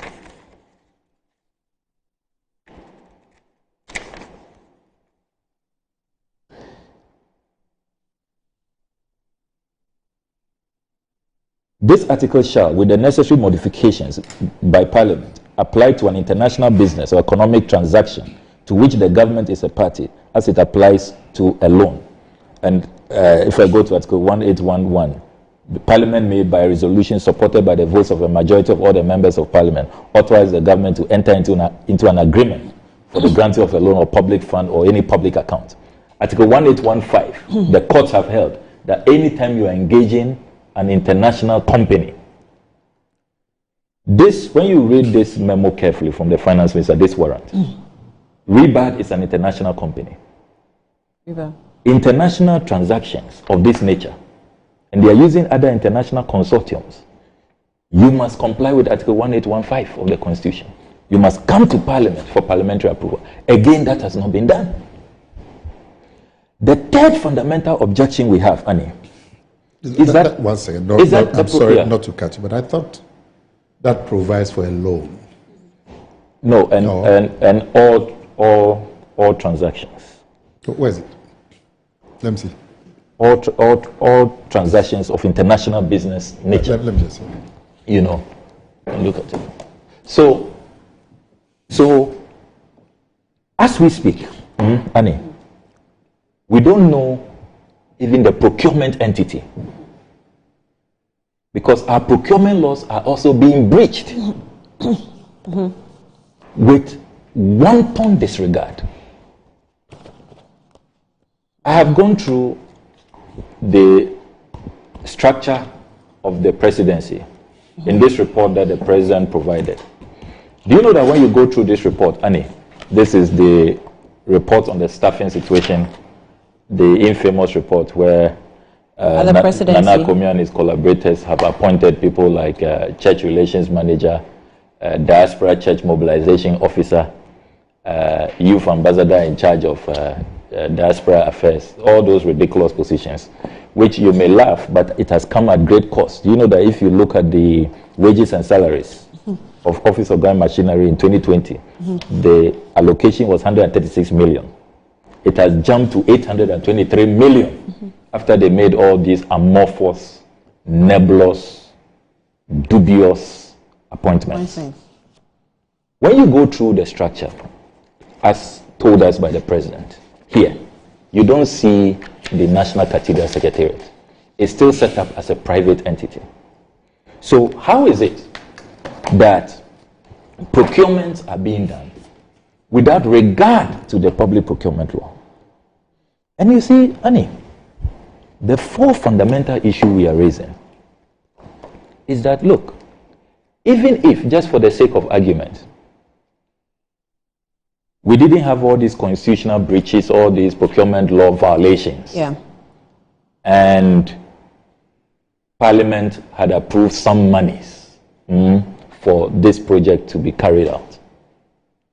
At this time, where we are, Annie, the state of this economy, the president himself has admitted that we are in crunch times. As we speak, Annie, NAPCO trainees have not been paid for more than 7 months. As we speak, school feeding caterers, you know, they're agitating, they are on strike. Is a challenge on the challenges Ghana is going through? Please, let me, the government should prioritize? I'm outlining, yes. Or is it breach of procurement? All of these matters. All of these matters. They are the constitutional breaches. Article 178, Parliament hasn't approved these expenditure items. Even when the president claims it's a priority of priorities, you look at page 264 of the 2022 budget, it doesn't feature, it's not there. He forgot to add his priority of priorities for Parliament to approve. He didn't do that. So I've listed all the constitutional breaches, all the procurement breaches. Now I'm coming to our priority. At this time, I know of other countries that have suspended prestige projects, aesthetic projects, projects that can wait. United States of America had made elaborate plans for new presidential jets. They suspended it because of COVID, the state of the economy, and all these inflationary pressures. Biden has suspended it. Other countries have suspended prestige projects, aesthetic projects, projects that really can wait. So if you have a situation where, Annie, if you have a situation where you cannot pay your NAPCO workers, you cannot pay your national service personnel, you cannot pay school feeding caterers, they are saying that they spend 97 pesos. What government gives them, which is in arrears, is 97 pesos per child. Can you imagine, Annie? Annie, you are a very dedicated, beautiful woman. I know you have a lot of godchildren you take care of. 97 pesos, what can we buy on the market? 97 pesos. Can you even buy tomatoes, onions? Let alone not to talk about eggs. 97 pesos. As we speak, Annie, health insurance is owed over 2 billion cedis. District Assembly Common Fund is in arrears. Get Fund is in arrears. The Population and Housing Census reports the highest unemployment this country has known since census numbers began. 13.4%. We have an unemployment crisis. We have a cost of living crisis. That is why in Matthew chapter 25, Jesus the Christ said, and this is my last submission as I hand over to Nana Komia. In Matthew chapter 25, I read from verse 31. When the Son of Man shall come in his glory, and all the holy angels with him, then shall he sit upon the throne of his glory. And before him shall be gathered all nations, and he shall separate them one from another, as a shepherd divided his sheep from the goats. And he shall set the sheep on his right hand, but the goats on the left.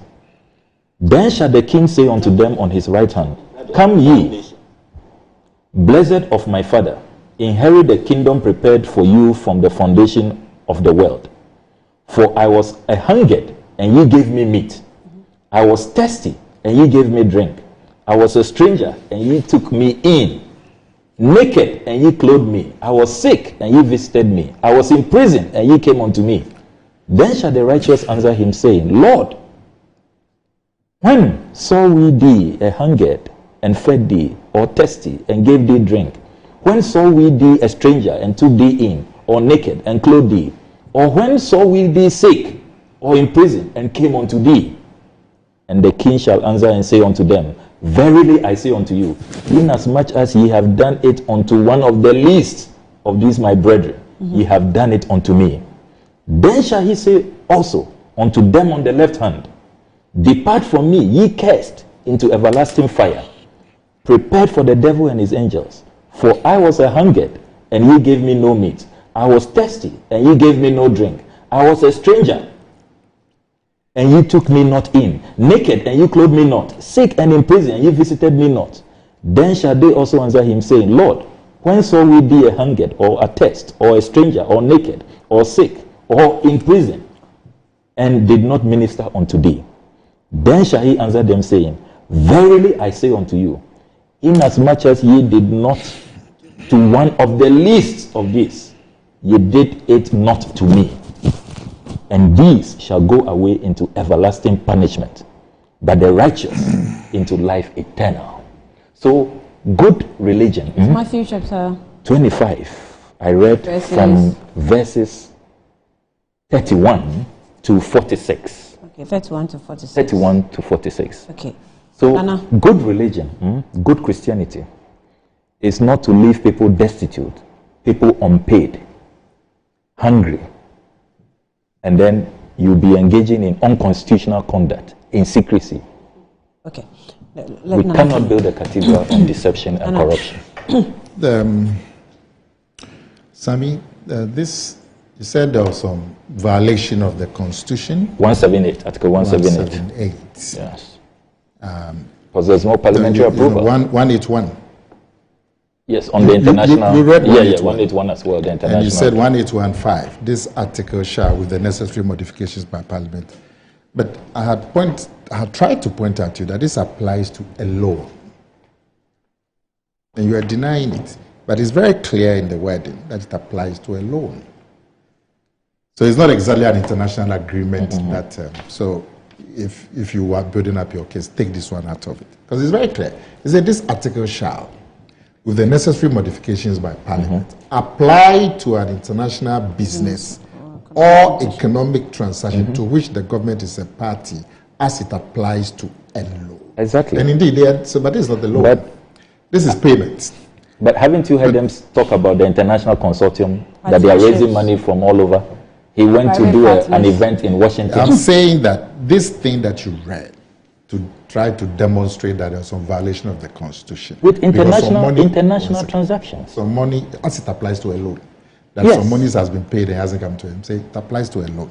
So when government is getting you a see, loan, you are also- making reference to the document says- we put out yesterday. I'm sorry, it says that, so it will apply, it says that it will apply to an international business or economic transaction to which government is a party Exactly. to, as it And they applies, put together an international as it consortium. applies to a loan. They put together an international consortium. They are talking about Italians, Americans. Yes, I mean, Nana. One second, So Nana, one we are second. clear.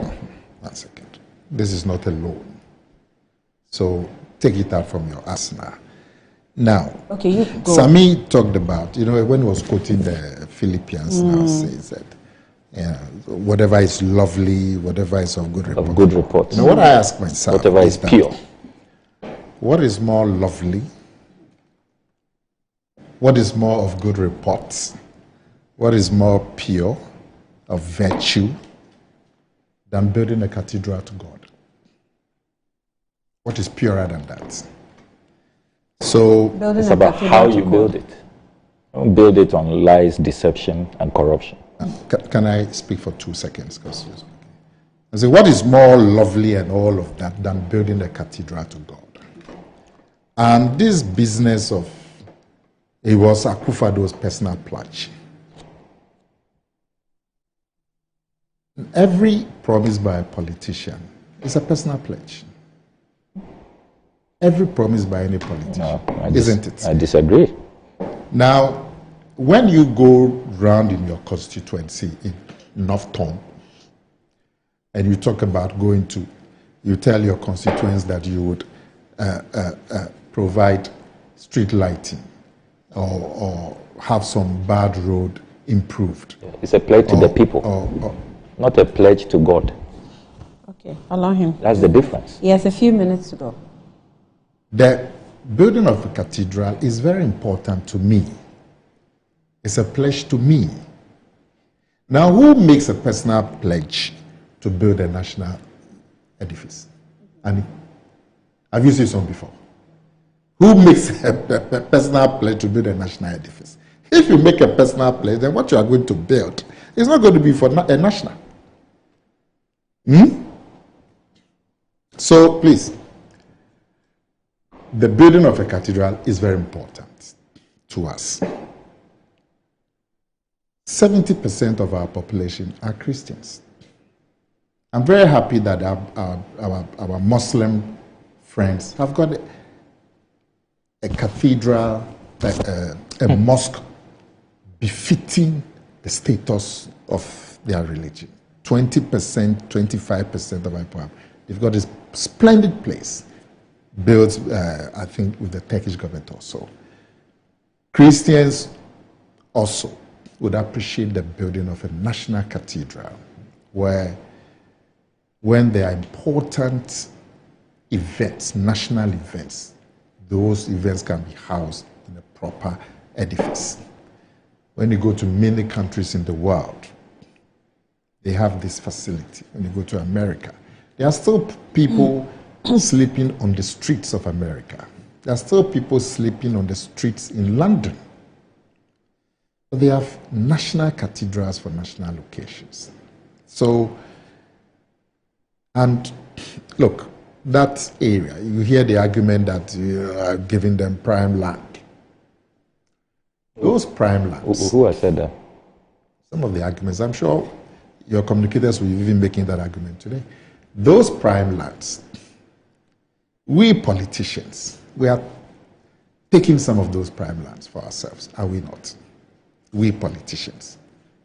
Does that justify the demolishing of buildings that were in good states? So far, all the lands that have been taken over, they have buildings on them. Is there any vacant land in the cantonments and Now you're using those situations to justify what? No. Let's stick with Cathedral. So far, Nana hasn't addressed I would address them. I would address them. Where in the budget is the allocation? I'm coming to it. So deal with the substantive you spoke issues. For 22 minutes. I spoke for 3 minutes. And I'm saying that this is your Gattuso skills. Deal with the fundamental issues. They go to these propaganda schools and they are taught these little tricks. Look, prime lands. We politicians, we are allocating some of these prime lands to ourselves. If we are allocating some of it to God. It's some of you politicians, some. We are allocating some of it to God. What should be the problem?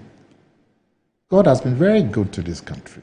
Look at what is happening in our neighboring countries. Is that the issue we are discussing, But you talked of all of this. A personal pledge is not necessary. It's very necessary. Who said now? Who said that here? Now, can I now?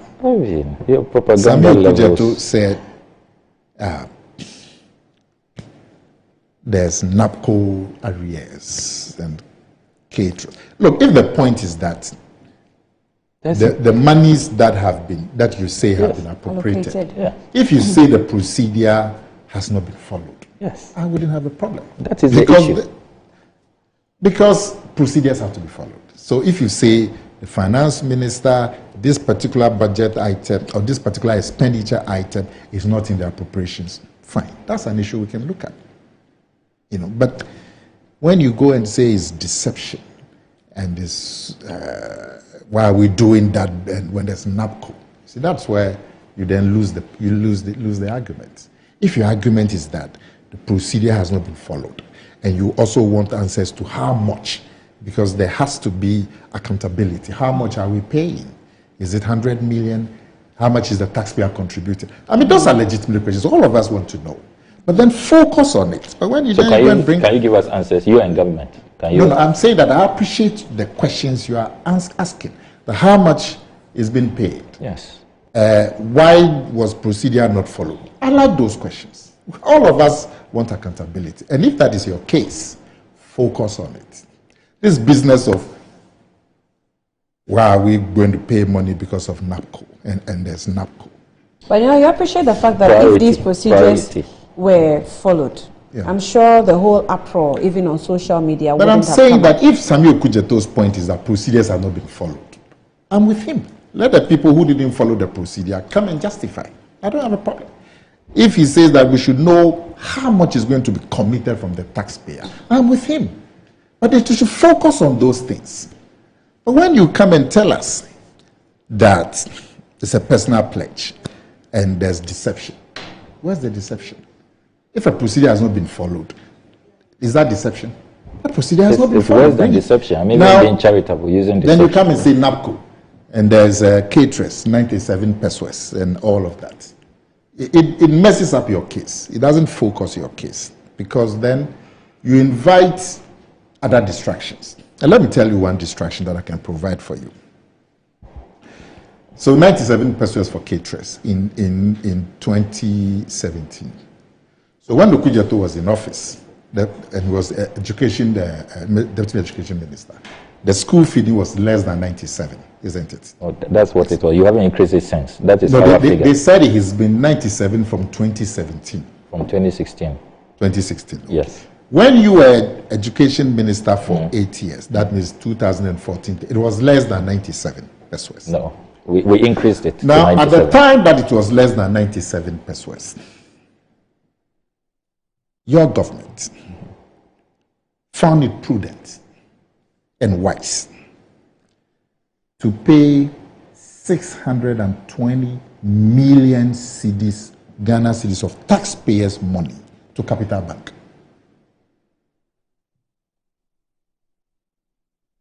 To protect depositors. When they finished that, is that what you're referring to? And then, Out of this 620 million, somebody said that 27 million of it was his commission. You read it? That's what you did. Was that person a politician? Does that person No, you paid the money to that person, and he took 27. He said that is personal commission. You're a financial sector cleanup. Okay. How does that relate to us? Is it possible I can speak for another? But you have spent how many billions? Now, so I'm saying that don't mess up your case with this. Over 20 million. Now, you then went ahead to pay. Have you seen what he's doing? 800. He doesn't want to deal with the issues. I'm telling you, you mentioned NAPCO. I'm telling you the issue. He's dealing with the issue the way he wants. I can't believe it. No, he's dealing with the way he wants. Nana, our time is up. Whatever you do, I agree. Ghanaians are looking for these people went ahead to pay 860 million to UT Bank. That's the one they paid to Unibank. 3.1 billion. You want me to also take this was the time. Should I take the 2020 this General's report? This was the time when school caterers were getting less than 90 pesos. This was the time when NHIS was in arrears. This was the time when Get Fund. So if we're going to talk about priority and all of that, let's talk about it across board. I don't have a problem. Right. You know, and it will mess up your case. If your case is that the monies that have been paid have not been disclosed to Parliament, and so the procedures will be. Let's focus on that. All of us will be interested. So, okay. Don't go and bring in this. The current economic personal pledge. So this one says that I have just. When you told us in 2017, I have just been listening attentively to Kujeto Ablakwa. He has just described a theory by the finance minister, plain and simple. These guys. Okay, I'll read that one. I'm amazed that Nana Akumia's ability to justify such blatant acts. I've replaced your word. We are seeing the crimes that men commit being justified by beneficiaries. How on earth does he defend a man's murderous attitude of his fellow citizens as he sets off to build a home for God? The ability to justify this by grown... Okay, by our faults in Ghana in particular is quite unfortunate. I am Senior Aircraft Nelson. Gilberta, Southern Europe, he sends that in. Okay. He says Nana Komia was... Anyway, let me just... Let me conclude. You've concluded. So, I haven't concluded. Why did you do this? You don't do the same My to time is something. up. Okay, conclude. Let's go. So, you're not helping us with the answer. If you believe that the priority spending can be better tuned, why? It's a matter of opinion, and state so that you believe that maybe at this time we should be spending money here or there. Don't come and say that. That's what we are doing. No, you said it's deception, it's a personal pledge and all. And if you believe a priority can be better tuned, say so. Because when you go into the political argument, then that's why I'll tell you that you give a bank 24 hours as a top government communicator. You'll be telling us which page in the budget. Oh, I have agreed. I have agreed. I have Procedures must be followed. If you say procedures are not being followed, let's chase the person who violated the procedures and let him come and answer. Okay. I agree with that. Right. But I'm saying don't go and say that because it is not your priority, then somebody is stealing. Even the man who said it's his priority of priority, I thought it would be number one. When he was listing his priorities, he's not here. When he was listing government I can go now. So I'm saying that when you go in this NAPCO caterers, then I will show you what you have also done. That you spend 620 million cedis when you couldn't get fund was still in arrears. Okay. Out of it, somebody took 27 million. Annie, I think we should appeal to Reverend Mate. Let's appeal to Reverend Mate to send the president a text. We'll take a Since now he doesn't talk.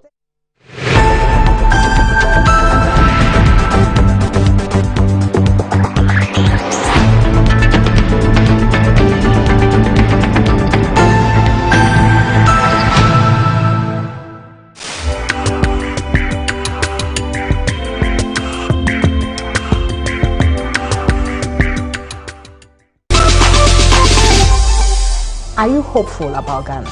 I cannot afford not to. Is it just because you are Ghanaian? There's too much going for Ghana for it not to work. Ghana is not a poor country. And why do you say that? We are a poorly managed country. Lifestyle, the way and manner a people live, their politics, way of governance, socio-cultural lifestyle, health habits, and everything that comes with it. Lifestyle with Rosie is a show about Ghana and for Ghana. Is there something like an ideal time for a woman to have a child? Early 20s. Doc, you agree with me? The time they are telling you don't be, that is the time that your body says, yes, this is the best time. Interesting. Are people taking more mortgage, or people are self-building their homes still as it's been? Vast number of people still out there that are buying the land. Unfortunately, some people actually pass away and that building never gets completed. But you can also die through paying mortgage. Well, there's a way to go around that anyway, so you're covered. Right. Ghana is for us. If we don't talk about our issues and highlight our challenges and find solutions to them, who will? Lifestyle with Rosie is here to bring you all the intricate conversations of nation building, on health, and all the complexities of life that we find difficult to talk about as a people. Hi, my name is Rosie, and I'm your host on this show. There are no limits to what to expect. It's educative, informative, thought-provoking, and very exciting. And oh yes, I can't wait to spend time with you Saturdays at 6 p.m. Make a date.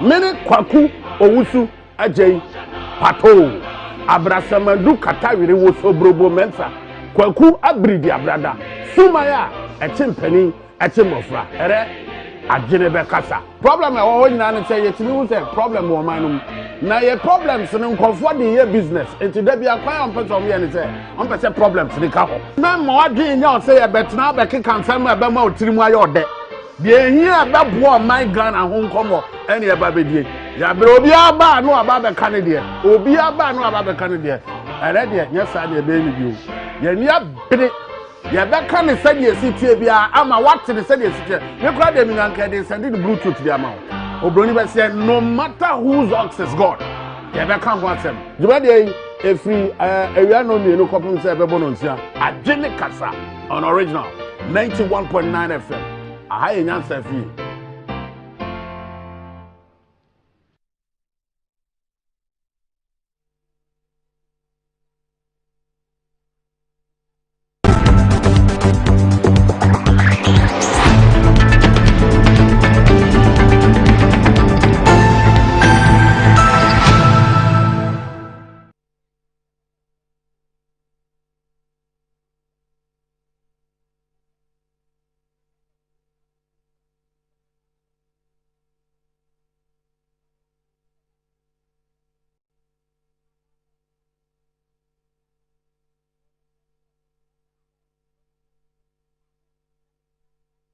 Welcome back. All right, so it's Friday, and Nana, Sammy has taken his Bible away. Would have said a little prayer with the Bible, but the Lord is still with us. Yes. As we work towards building the cathedral. Yeah. I'll be in that cathedral on the first day to ask God to bless this nation. I'll be with you. On that note, it is trending on social media, National Cathedral, and a lot of people are talking about it, so we can check out the tweet quickly, and then Kumasi Asante Kodoko. They won the league. That will do them. So let's check out the tweets on social media and about the National Cathedral, and then Kumasi Asante Kodoko, and on your screen you find them. Now this one says that also all the struggles by government to bring the e-levy into existence is just to get more money to fund the building of the National Cathedral, misplaced priority. And okay, this one says that good morning Ghana. If Ghana were to be another country, the IGP would have resigned by now, and as usual, he will hold on to his position as if nothing happened. And the special prosecutor says he has frozen Sir John's bank account. Laughable. Okay, that's what he says. Now let's look at the National Cathedral and some of the comments coming in this morning on social media as it is trending. This one says that our beloved president aims to Tell God He is the holy president. In these times of economic worry, you prefer building National Cathedral to sustaining the economy. Hashtag impeach Akufo-Addo there. So I says that will Akufo-Addo or will Nana Addo go to heaven for using our e-levy money to build the National Cathedral? That's a question. I can't answer that. And Bongo, today he tweeted something nice, so I should add it. It says that God will dwell in the National Cathedral, or God will not dwell in a National Cathedral built by corrupt money at the expense of other priorities. He is a just God. Okay. Talk about the National Cathedral. It will solve our economic crisis. After its completion, Ghana would be like America. I know it's sarcastic in there. So those are some of the comments about the National Cathedral. Yeah. Now, Kumasi Asante Kotoko yesterday, they won the league after beat or drawing with Ashanti Gold at the Lenclay Sports Stadium. It was 1-1 there. And so they have won the 26th GPL title, and you see that on your screen. This is from their former goalkeeper Felix, and it says, "Congratulations to you, Warriors, for winning the GPL title. Well deserved." And this says that for the management to know that Doctor is a perfect fit for the team is a plus. The new players proved you only needed a good coach and you can play any team in Ghana. So that's about Kotoko winning the... Congratulations to them. Yeah, congratulations to them. And hopefully Hans will win the FA Cup against Bichim United, and we will beat them again in the Super Cup. On that note, that's our wrap up GMG Trends today. The weekend is here. Be safe, Charlie. Chill, but you know how it's also the birthday of former Lavik Beblolate, National Security Coordinator. Yeah. Today is his birthday. Happy birthday to you. Yesterday was Anna Akomia's wife's birthday. Eno Akomia, happy birthday to you. And also Ras Mubarak, and also famous Atitugbe, former producer of this program. Happy birthday to you, and Salom Amevo as well. My name is Ania Fompof. Thank you for staying with us this week.